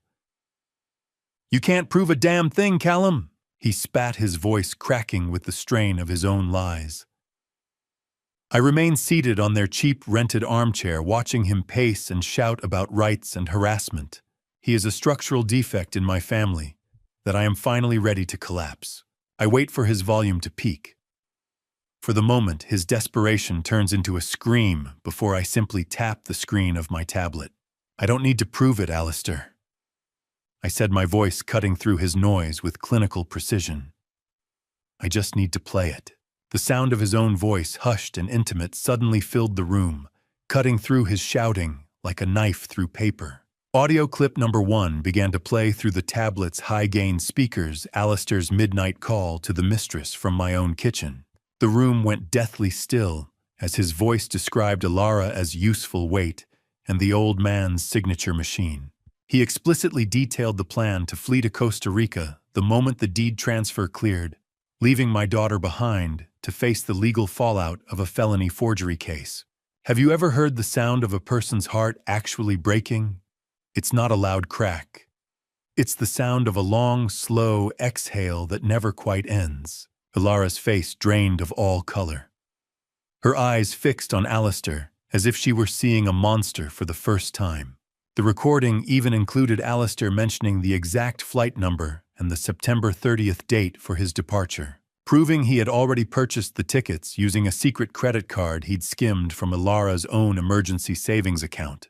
Pack your bags for Costa Rica, the recorded Alistair said with a dry chuckle. Just you and me. Useful weight.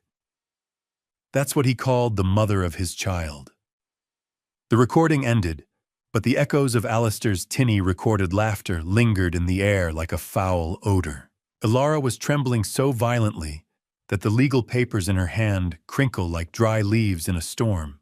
Alistair tried to step toward her, his hands out in a pleading gesture that looked entirely manufactured, a practiced performance of a man who had run out of real emotions.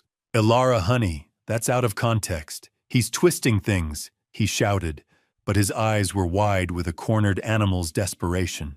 Alara recoiled, as if he were made of fire, the taste of salt from a single tear. She didn't even know she was crying, hitting her lip. What? What is that, Alistair? She whispered, her voice a hollow wreck. Who were you talking to?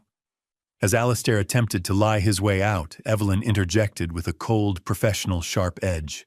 We've already identified the woman on the phone, she said. She's a paralegal from a rival engineering firm. It seems industrial sabotage was the original motive, Mr. Halbrook. Alistair stepped toward me, his face flushing a dangerous shade of red. That's out of context, he started, but I held up a hand. There is more, Alistair. A lot more. The second audio file was labeled with a timestamp that made my blood run cold, 10:15 a.m., the exact minute my granddaughter usually steps onto the playground for recess. I held the tablet steady, the blue-white glare illuminating the absolute moral horror in the room. I pressed play, and the space was instantly filled with Alistair's cold, transactional voice describing the layout of Hawthorne Elementary to a debt collector. He detailed the specific fence line where Emma plays and her 10:15 a.m. recess schedule, offering her vulnerability as a guarantee for his underground gambling debts. The clinical way he sold out his own daughter's safety was a level of depravity that left even Evelyn Chambers looking visibly shaken. But then the recording took a darker turn. Alistair admitted to accepting a protection fee from these criminals to allow them to photograph Emma on the playground for intimidation purposes. My hands didn't shake, but a cold, hard rage settled behind my eyes. How do you breathe when you find out the man sharing your bed has put a price tag on your child's life? Ilara's entire body went rigid as she listened to the description of the playground fence where she had waved goodbye to Emma just yesterday. She dropped the legal papers, the dry sheets of bond paper scattering across the rug like autumn leaves. Her hands flew to her mouth to stifle a sob that sounded like a physical breakage of her soul. She looked at Alistair not with love or even the anger of a betrayed wife, but with the hollow stare of someone looking at a monster. You used her. She whispered the words barely escaping her throat. You used our baby to pay for your games. Alistair's face was a mask of sweat and cheap cologne as he tried to backpedal. I was trying to keep them away from the house, Ilara. I was buying us time. The logic of a coward only served to deepen the silence following his confession. One lunge, one badge, one total collapse of a monster's ego. Alistair finally snapped his bluster, turning into a wild, cornered animal aggression as he lunged toward the tablet in my hand, screaming that I had no right to record his private business. Officer Walsh moved with practiced speed, his leather belt creaking as he intercepted the charge. He blocked Alistair's path and pinned his arm behind his back against the drywall with a force that made the house shudder. Alistair let out a sharp gasp, his cheek pressed into the paint. Because Alistair had explicitly threatened a minor in the recording, Evelyn signaled to Walsh, who transitioned from a civil server to a law enforcement officer performing a protective detention. I stood up, looking down at the man who thought he could steal my house and sell my granddaughter's life. The engineer in me saw the final collapse of the structure. The demolition was complete. Walsh's forearm was a steel bar, holding Alistair in place, the sharp scent of adrenaline thick in the air. I looked at Alistair, his face contorted in a mix of pain and fury, and then I turned to my daughter. It's over, Alistair. I said, my voice as heavy as a burial stone. But Ilara, for you, it's just beginning. You have a choice to make, and you have exactly 1 minute to make it. The room was silent. The kind of stillness that only comes after a storm has finally broken the windows, leaving nothing but the cold, whistling truth to fill the gaps. I turned my back on Alistair, who was still struggling weakly against Officer Walsh's immovable grip, and focused entirely on Ilara. She was a wreck of a woman trembling on the floor, the smell of fear and stale air in the cramped rental house nearly overpowering. I laid out the 2 paths available to her with the clinical precision of a final inspection report. You have one choice, Ilara. 1. You stand with him and lose Emma to the state as an accomplice to a felony, or you stand with me and save her. I watched the last of her defensive walls crumble, replaced by the raw, desperate instinct of a mother who finally realized she'd been sleeping next to a predator. I didn't know she sobbed, her voice muffled by her hands. Dad, I swear I didn't know he'd go after her school. I revealed that the loan sharks Alistair feared had actually been monitored by the FBI for months. His recorded confession wasn't just evidence of a theft. It was the final piece needed for a federal racketeering indictment. Have you ever seen a man realize he's been digging his own grave for 6 months? The look in Alistair's eyes was the only payment I ever needed. I pulled a second set of documents from my jacket, the ones I prepared after my call on Friday. I informed Alistair that the FBI was already very interested in his investors and that his recorded ledger was currently being transcribed by a federal task force. Alistair's face went from a flush of rage to a ghostly, translucent pale. "You called the feds?" He croaked, his voice cracking like dry timber. "You'll ruin everything." I didn't blink. I wasn't just a father protecting a home anymore. I was a man containing a toxic spill. I watched him realize that this wasn't just a lawsuit or a family squabble, it was a prison sentence. The magnitude of his strategic failure settled in his eyes, and the bluster finally bled out of him, leaving behind nothing but the hollow shell of a man who had tried to gamble with lives that weren't his to lose. Game over. The house always wins, Alistair, especially when the house is mine. Evelyn Chambers stepped forward with a crisp authority to finalize the legal handoff. She informed Alistair that because of the specific nature of the recording and the threat to a minor, his passport was already flagged and a temporary restraining order was in effect. Alistair finally stopped fighting Walsh, his body going limp as if his bones had turned to liquid. In a moment of absolute desperation, he tried to bargain, accidentally revealing that the notarized backup folder was hidden under the spare tire in his car. Walsh nodded to a colleague outside, and I knew the physical evidence was as good as secured. I looked at my daughter, who was now sobbing quietly on the rug, and felt no joy, only a somber, exhausted relief. I turned toward the door, the heavy weight of the last 2 weeks, finally lifting from my shoulders as I felt the tactile threshold under my boots. As I reached the door, Alistair's voice cracked one last time, high and thin, with the sound of a man drowning in his own choices. "This is entrapment." I didn't look back. The walk to my truck was the longest 50 feet of my life, each step on the damp pavement, sounding like a heavy, final, rhythmic thud that signaled the death of the family I thought I knew. I stood on the porch for a fraction of a second, the cool September air biting through my shirt. Alistair's desperate cry of entrapment was still ringing in my ears, a high, thin sound that carried the jagged edge of a man who realized the walls were finally closing in. I didn't look back. I kept my eyes on the horizon, where the gray Oregon clouds were finally beginning to break, revealing a sliver of cold, uncaring blue. Behind the closed door of the rental, I could hear Alistair's voice rising in a frantic, losing argument with Officer Walsh. Ilara's sobs had transitioned into a low, rhythmic keening that made my chest ache with a phantom weight, the kind of structural pain you feel when you know a foundation is beyond repair. "This isn't over." Callum Alistair screamed, his voice muffled by the wood. "You hear me?" I whispered the answer to the empty air. "It was over the moment you looked at a map of a playground, Alistair." As I reached the sidewalk, I saw the black SUV that had been idling 2 houses down suddenly peel away its tires, chirping against the asphalt. My bluff about the FBI presence had worked better than I'd hoped. The creditors were scatterings like rats from a spotlight. Evelyn Chambers joined me on the sidewalk, her expression as unreadable as a legal brief. She didn't say a word at first, but she placed a firm, supportive hand on my shoulder, a gesture of solidarity that anchored me to the present.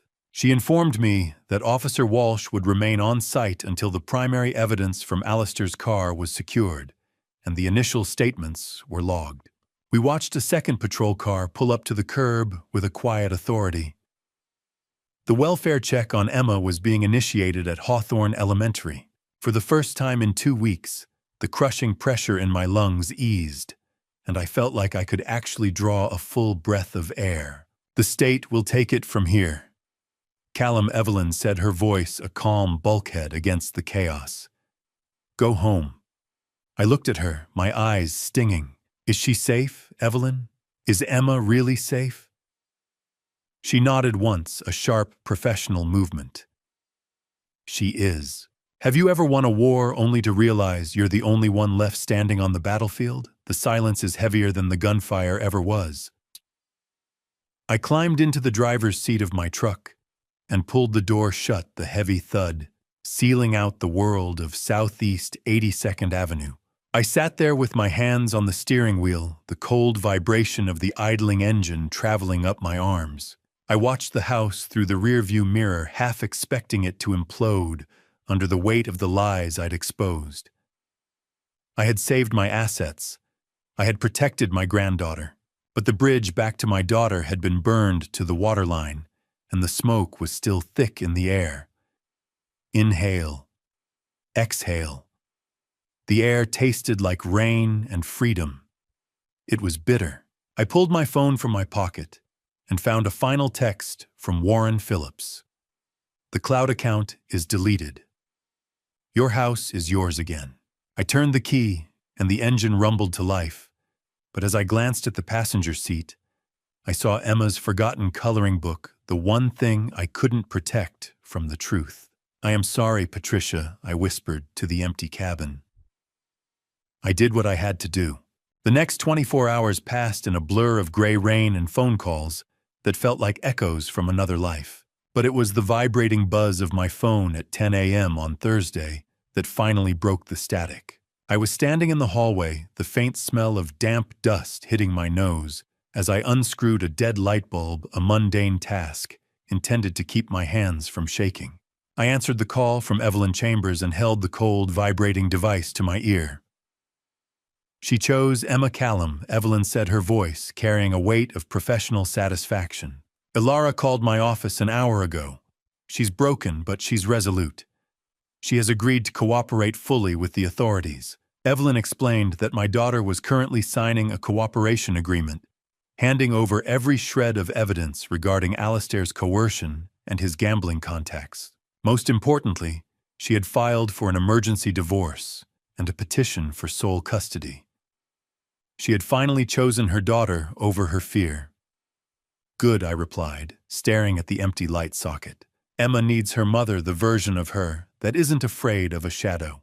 Evelyn revealed that because of the clear evidence of coercion, the district attorney had decided not to press criminal charges against Ilara, provided her testimony secured the convictions of the ringleaders. 2 weeks later, the Oregon autumn had turned sharp and biting. I was in my workshop when Evelyn called again. FBI, raid, arrest. Those 3 words felt like the closing of a heavy iron door. The system I had trusted to protect my life had finally turned its gears against the man who tried to dismantle it. Evelyn informed me that the federal task force had executed a coordinated strike on the illegal gambling ring Alistair was indebted to. 5 major arrests were made, including his primary creditor, effectively erasing the physical threat to Emma's school. The vulture is caged, Mr. Rowland, she said. Alistair is facing 5 to 7 years in federal prison for fraud and conspiracy. And the school, I asked, my voice barely a whisper. Are those men gone? They're processed and in custody, she assured me. The threat is neutralized. I learned that Alistair had attempted to flee to the airport 2 hours before the raid, but his passport had already been flagged by the FBI contact I provided. He was arrested right there in the security line, clutching a carry-on bag full of stolen hopes. I hung up and walked out to the backyard garden, the air smelling of dormant earth and the coming winter. Have you ever noticed how roses bloom brightest right before the first frost? It's as if they know they have to make the beauty count. Patricia's roses were still blooming, a vibrant red defiance against the encroaching gray. I touched a petal gently, the tactile softness a strange contrast to my own calloused thumb. The structural failure of my family had been shored up by federal steel, and the threat had been eliminated at its very source. I stood in the silence, listening to the autumn wind whistle through the garden beds, realizing that the weight of the coloring book I still kept in my truck was finally starting to feel a little lighter. It's over, Patricia, I whispered to the wind. The fortress held.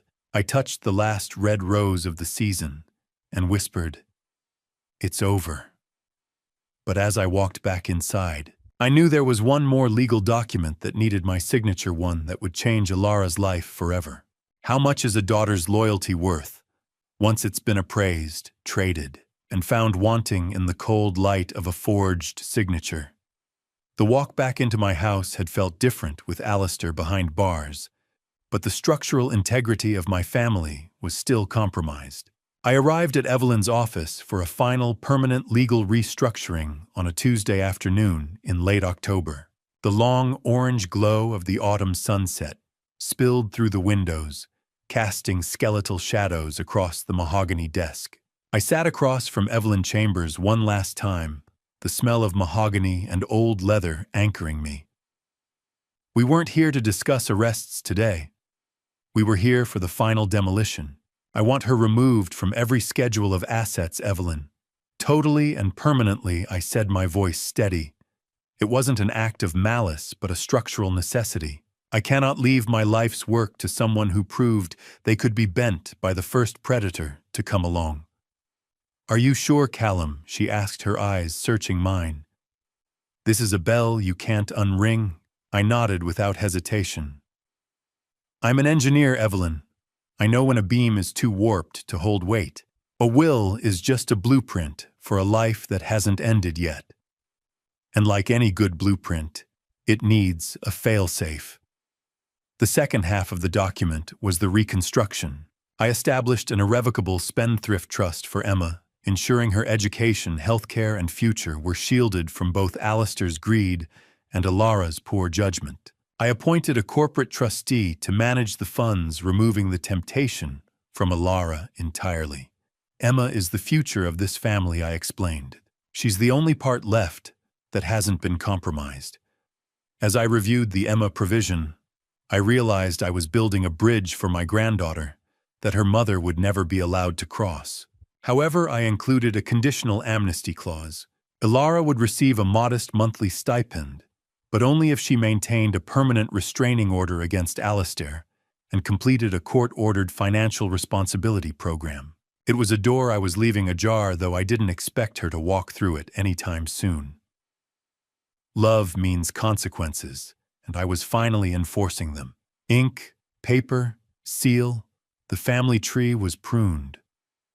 Evelyn placed the heavy stack of paper in front of me, and the fountain pen felt cold and balanced in my hand. I signed each page with the same steady hand that once drafted thousands of bridge blueprints. With each stroke of black ink, the Hallbrook influence was purged from my legacy. As I signed the final page, Evelyn handed me a small envelope left by Alistair's mistress. It contained a coded key to a digital offshore account Alistair had hidden even from Alara. I didn't even look at the balance. I simply pushed it across the desk toward Evelyn. Give this to the corporate trustee for Emma, I said. Let it be the first stone in her new foundation. When the last document was notched and filed, I felt a strange, hollow peace. The fortress was finished, the perimeter was secure, and the old man was finally truly alone inside it. Thank you, Evelyn, for everything, I whispered. I stood up and felt the tactile weight of the completed trust in my mind. I walked out to the parking lot and looked at the sunset, my shadow stretching out long and thin across the pavement, a solitary figure in a world I had spent my final strength to secure. The first frost of November arrived a week later, turning the garden into a silver graveyard of summer memories. And it was in that brittle silence that my phone chimed with a name I hadn't seen on the screen in 42 days. I was standing at my lathe in the workshop, the mechanical hum and the smell of cedar shavings providing a rhythmic sanctuary that I had come to rely on. I stopped the motor, the silence rushing back into the room like a flood, and looked at the notification lighting up my workbench. It was a simple text from Alara, can we talk, just us. Bluebird Park at 2 o'clock. After everything, the recordings, the FBI raid, and the restated trust that had essentially excised her from my legacy, the brevity of the message felt like a structural tremor in my newly reinforced life. As I navigated the settings to reply, I discovered that she had been trying to call me from a restricted number for weeks. My new security software, the very fortress I had built to keep the predators out, had been silently blocking her, leaving me more isolated than I had ever intended to be. Cedar shavings are like memories. If you don't sweep them up, they get under your skin and start to itch. I stared at the phone for nearly 20 minutes, watching the fine cedar dust settle on the glass screen like a dusting of November snow. Part of me wanted to maintain the perimeter, to stay inside the safety of the locks and the legal bulwarks I had spent so much energy constructing. But then I remembered Emma's coloring book, sitting on the passenger seat of my truck, a quiet reminder of the innocent life caught in the crossfire of our collapse. I realized that while the legal battle was won, the human wreckage still needed to be cleared away before the winter set in. I typed a single word, yes, and felt the internal pressure of a dam that was no longer as solid as I believed. I am not doing this for him, I whispered to the empty rafters. I am doing this for her. One word, yes. The bridge was rebuilt with a single keystroke, however fragile the span might be. I cleaned the workshop with a meticulousness that bordered on the obsessive putting every chisel and gauge back into its specific shadowboard silhouette. I changed into the heavy jacket I had worn to Evelyn's office, checking my pocket to ensure the tablet wasn't there. I won't need weapons today, I told myself.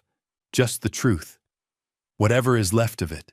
As I walked toward my truck, the biting November air nipped at my lungs, reminding me that some structures can be repaired, while others can only be replaced by something entirely new. I pulled out of the driveway and paused at the curb.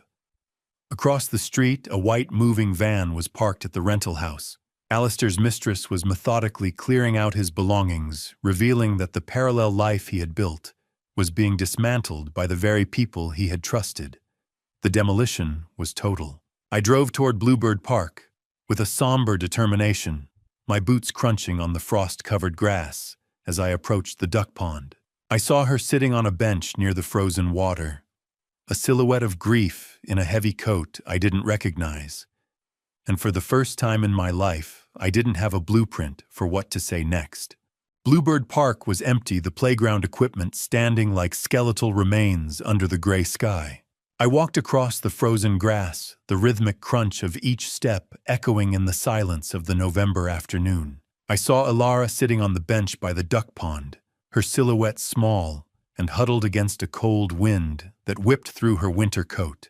I sat down on the opposite end of the frost-slicked bench, the distance between us exactly 4 feet, a physical gap that felt like a canyon neither of us knew how to bridge. She didn't look at me for a long time, her eyes fixed on the frozen water where a few brave ducks huddled near the reeds. When she finally spoke, her voice was thin and fragile like dry glass. I was so afraid of losing the house that I lost everything else instead, she whispered. She admitted she knew Alistair was in financial trouble, but claimed she never knew the extent of the depravity regarding Emma. I listened with the clinical detachment of a lead engineer inspecting a collapsed structure looking for what could be salvaged. She revealed she'd already started working a minimum wage job at a local grocery store to support Emma. It was the first sign of responsibility I'd seen in years. "Do you still hate me, Dad?" She asked, her gaze finally flickering toward mine. 0%. That was her rating. My own daughter. I didn't answer her question directly. Instead, I laid out the conditions of our future relationship with the precision of a contract. I told her about the irrevocable trust I'd established for Emma and the conditional stipend for her own survival. I made it clear that while I would remain a grandfather, my role as her father had changed from provider to overseer. Emma's future is sealed. I said, the cold air biting at my lungs. Yours is up to you. There will be no more joint accounts, no more power of attorney, and no more secrets. If that trust is broken again, the bridge is gone for good. Trust isn't a gift, Ilara. It's a structure. And right now, yours has a 0% safety rating. She nodded slowly, accepting the terms with a resignation that suggested she had expected far worse. The silence that followed was heavy, filled with the ghosts of the family we used to be, before greed and a predator named Alistair had dismantled the foundation. Can a bridge ever be truly safe again after it's been sabotaged from the inside? Or do you just spend the rest of your life waiting for the next crack? I watched Ilara stand up, her movement slow and stiff from the cold. Thank you for the stipend, she said, her eyes red-rimmed. I'll start the financial responsibility program on Monday. I didn't offer her a hug. I didn't offer her a way back into my house. I stayed seated, a solitary figure in a coat that felt too heavy. Goodbye, Ilara. Drive safe, I replied. I watched her walk toward her car, her small frame disappearing into the gathering mist of the Oregon afternoon. The fortress I had built was now the only thing I had left to inhabit. As she pulled away, I realized she had left a small, cream-colored envelope on the bench. It wasn't a request for money or a plea for forgiveness. I opened it to find a handwritten letter from Emma, the only person whose trust remained untarnished by the wreckage. I watched her car disappear into the mist, and as I reached for Emma's envelope, I saw my own reflection in the frozen pond, a man who had protected his wealth, but stood entirely alone in the frost. The workshop was warmer than the park, but it felt just as empty. I didn't open Emma's letter until I was back in the sanctuary of my workbench, the smell of cedar shavings rising to meet me like an old friend who didn't care about my mistakes. I sat on my stool and carefully unfolded the paper. Emma's childish handwriting revealed a truth I hadn't expected. She knew Daddy was going away because she had seen him packing his suitcase weeks before the confrontation. It was a sobering reminder that children see the cracks in a structure long before the adults are willing to admit the building is falling. I set the letter aside, my heart heavy with the realization that my granddaughter had been living in the shadow of a collapse for far longer than I had. The first month of our new reality passed with a clinical quiet consistency. Every Sunday, Ilara brings Emma to the house for a 4-hour supervised visit. She stays in the kitchen, punctual and quiet, serving a sentence in the quietest prison imaginable. I brought her favorite snacks, Dad, she told me last Sunday, her voice low. They're on the counter. I only nodded. Thank you, Ilara. We'll be in the shop if you need us. Trust is like a finish on fine mahogany. Once you strip it away, you can never quite get the same luster back, but the wood underneath is still solid. In the workshop, I finally began the lessons I promised. Emma stands on a sturdy step stool I built specifically for her, her small hands guided by mine as we sand a block of pine for a birdhouse. The sound of the handplane smoothing a board provided a rhythmic background to our work. I find myself explaining the mechanics of stress and support not just in wood, but in the world. I am teaching her that some things are built to last, while others are built to be replaced, and that the quality of the material matters more than the finish. Is it strong now, Grandpa? She asked, her eyes bright with a curiosity that Alistair hadn't managed to extinguish. It's getting there, Emma, I replied, guiding her hand across the grain. You have to find the grain first. I took a sip of hot, bitter coffee, the warmth a welcome relief against the cold draft near the door. Click. The screen went black.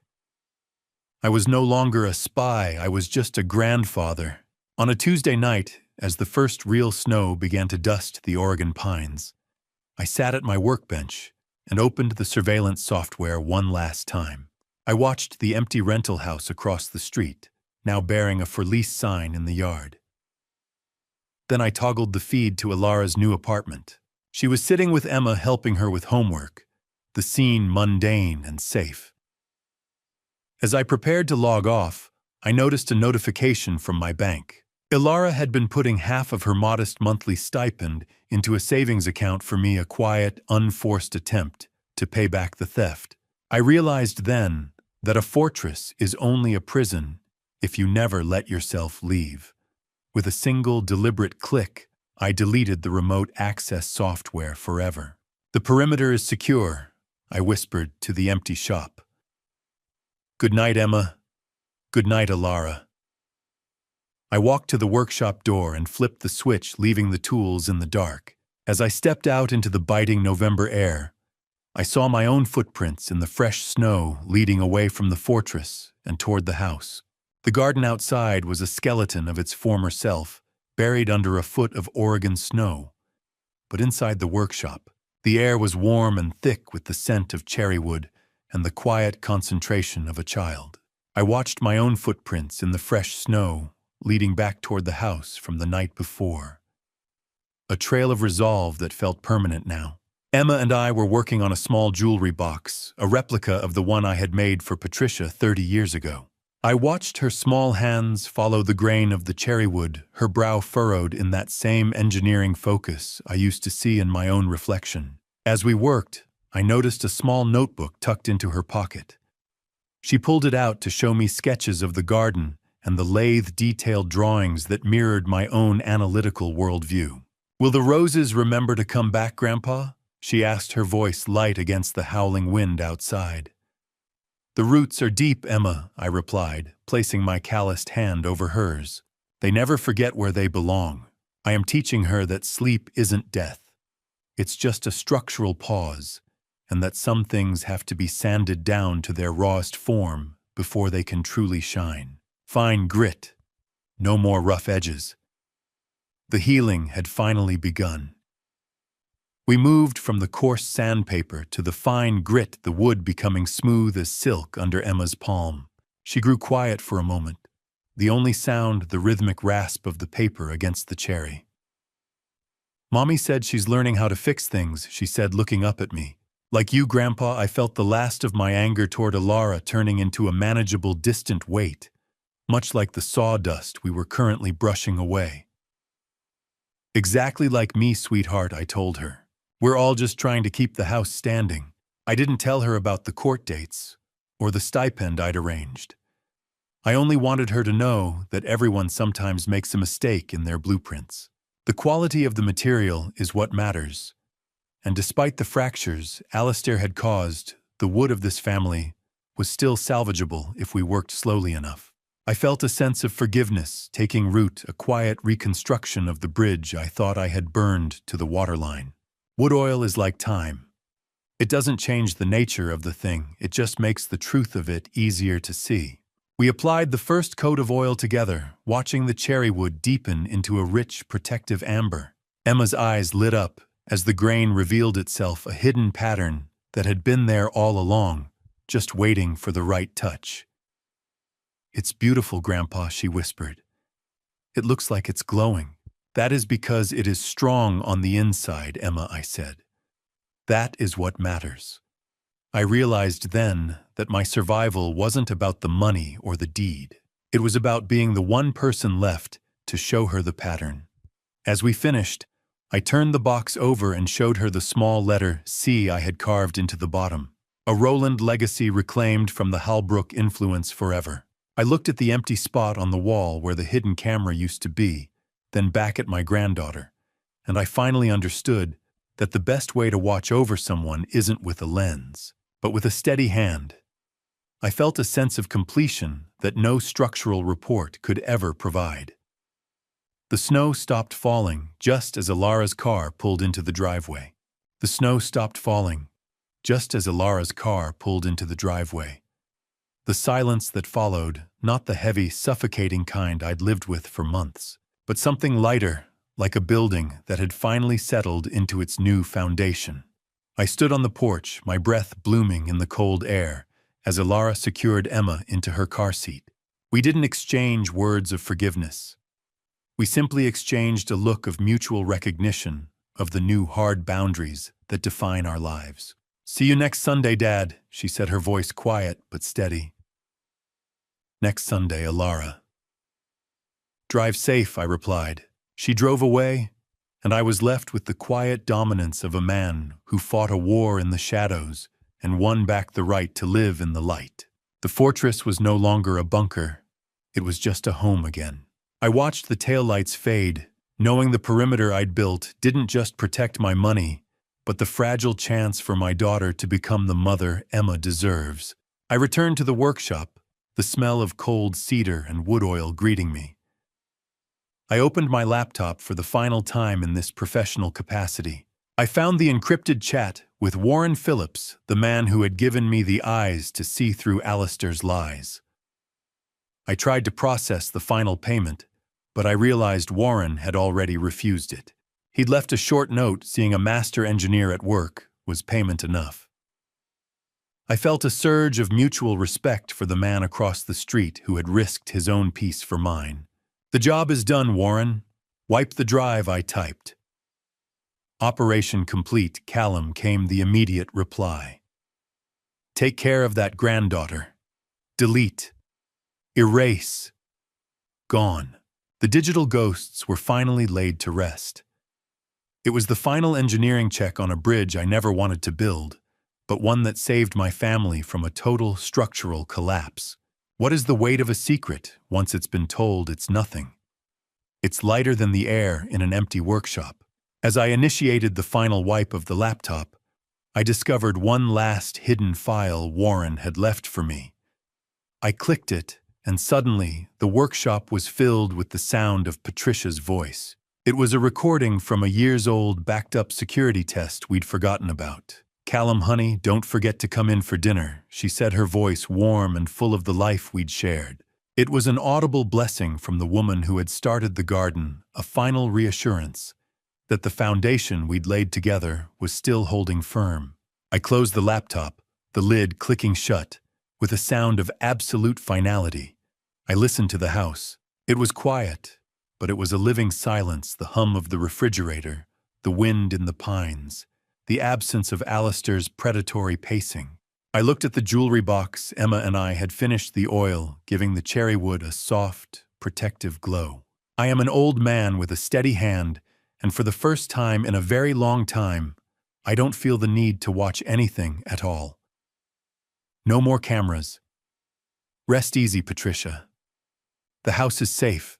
I stood in the center of the room and breathed in the scent of cedar one last time before flipping the light switch, finally content to let the shadows be just shadows. The gravel crunched under my boots as I crossed the yard, a solitary sound, in a neighborhood that had finally stopped feeling like a battlefield. I had stepped out of the workshop and flipped the switch, leaving the tools in the dark. And as I walked toward the house, I saw my own footprints in the fresh snow, leading away from the fortress I'd inhabited for so long. I didn't reach for my phone to check the perimeter. I didn't even feel the phantom vibration that had haunted my thigh for months. I realized then that my psychological recovery had finally caught up to my legal victory. I stood on the back porch and looked at the heavy brass master key in my hand, the one that opens every door in a house I almost lost. I thought about the months spent behind monitors, the cold calculations, and the weight of the tablet that used to live in my pocket. Now there are no cameras hidden in the eaves and no software monitoring the digital air. The greatest engineering feat of my life wasn't building the fortress, but knowing when it was finally safe enough to take the walls down. "A home isn't a structure you defend," I whispered to the cold Oregon night. "It's a place where you finally stop looking over your shoulder." I turned and looked out at the snow-covered garden, where Patricia's roses sleep beneath the frost, safe and undisturbed. The orange glow of the sunset hit the white drifts, turning the backyard into a sea of fire and ice. The cycle of seasons is the ultimate blueprint, a reminder that even the deepest winter is just a preparation for a new spring. I am an old man, and my hands are tired, but as I look at the house, I know that Emma's future is as secure as the roots of those roses. I've done my job. The foundation is deep, the materials are honest, and the house stands firm. The roots are deep enough now, I thought, feeling a triumphant peace. Sleep well, Patricia. I finished the work. A curtain is more than fabric. It's the final boundary of a man's soul. It is the line between the public war and the private peace. I stood there for a long minute, letting the cold bite into my lungs one last time. A reminder that I was still here, still standing, and still the master of my own domain. Click. The lock turned. The story ended. I opened the back door and stepped into the sudden welcoming warmth of the kitchen, the smell of wood oil and my old jacket clinging to me. I set the master key on the anniversary bowl, the ceramic clink, sounding like a gavel bringing a long trial to order. I looked out the window one last time at the fading light over the pines. There are no more secrets, no more recordings, and no more shadows to chase. Before I walked away from the glass, I thought of the small digital drive I'd tucked into the back of the jewelry box Emma and I finished. It contains a video message for her to open on her 18th birthday, explaining why her grandfather did what he did, ensuring the truth survives long after my own heartbeat fades. "Good night, world," I murmured. "I'm home." I pulled the curtain shut, the darkness of the yard disappearing as the warm light of the kitchen took hold. And for the first time in years, I didn't feel the need to look back. The structure was sound. The project was complete. Looking back now, I realize my greatest mistake in this family story wasn't trusting my daughter. It was ignoring the quiet warning signs when the first cracks appeared. I convinced myself that silence would keep the peace, but silence only allowed the damage to spread deeper. If there is one lesson hidden inside this family story, it is this: the truth may hurt, but ignoring it will cost far more in the end. What happened here is more than revenge or justice. It is one of those difficult grandpa stories about protecting the next generation when the people you trusted lose their way. I learned that trust is like the foundation of a house. Once it's sabotaged from within, the entire structure begins to collapse. The strongest defenses are not built with locks or walls, but with honesty, accountability, and the courage to act when something feels wrong. This experience also reminded me that every grandpa stories moment carries responsibility. Being a grandfather doesn't just mean telling bedtime tales or building birdhouses in the workshop. Sometimes it means standing up when the storm arrives, protecting a child's future, even when it breaks your own heart. I believe the Lord places strength in us exactly when we need it most, even if we don't recognize it until the battle is already underway. In the end, this family story taught me that protecting the people you love isn't always gentle. Sometimes love requires hard boundaries and consequences that no one wants to face. Integrity becomes the master key, the one thing that keeps the door between right and wrong from ever being locked. And if there is one truth every grandpa story's lesson should leave behind, it is this: children deserve a future built on safety, honesty, and courage. Even when the cost is high, those things are always worth defending. Thank you for walking through this family story with me until the very end. I would truly like to hear your thoughts. What would you do if your own family betrayed your trust like this? Share your perspective in the comments. And if this story moved, you consider subscribing so you won't miss more stories like this in the future. One final note. While this narrative draws inspiration from real-world themes of family conflict and financial betrayal, certain details have been dramatized to enhance the storytelling experience.